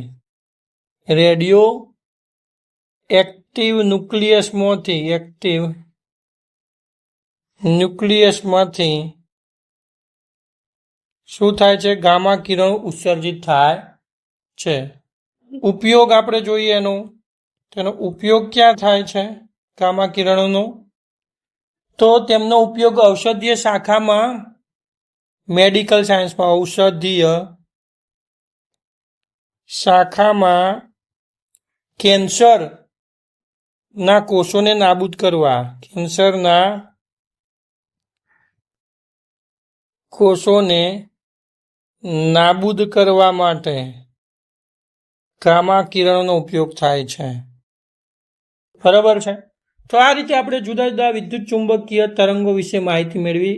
વિદ્યુત ચુંબકીય જે વર્ણપટ હતો એમાં આવતા જુદા જુદા વિદ્યુત ચુંબકીય તરંગો વિશે માહિતી મેળવી. આ રીતે આપણે ચેપ્ટર નંબર 8 વિદ્યુત ચુંબકીય તરંગોના ઉદાહરણ અને થિયરીનો અભ્યાસ પૂર્ણ કર્યો. ઓલ રાઈટ ચેમ્પિયન, બસ આજ માટે આટલું જ. જો આ વિડીયોથી વિદ્યુત ચુંબકીય તરંગો ચેપ્ટર તમારા માટે ઈઝી બન્યો હોય તો એક લાઈક તો બને જ છે. કમેન્ટમાં જરૂર લખજો આજના વિડીયોમાં તમને સૌથી મસ્ત કોન્સેપ્ટ કયો લાગ્યો. અને હા, જ્ઞાન ગ્રેવિટીને હજુ સુધી સબસ્ક્રાઇબ નથી કરી તો હમણાં જ કરી દો. બેલ આઇકોન પણ દબાવો જેથી દરેક નવી ફિઝિક્સ વિડીયો સૌથી પહેલાં તમને જ મળે. તમારા ફ્રેન્ડ સાથે પણ આ વિડીયો જરૂર શેર કરજો, કારણ કે નોલેજ શેર કરવાથી જ વધે છે.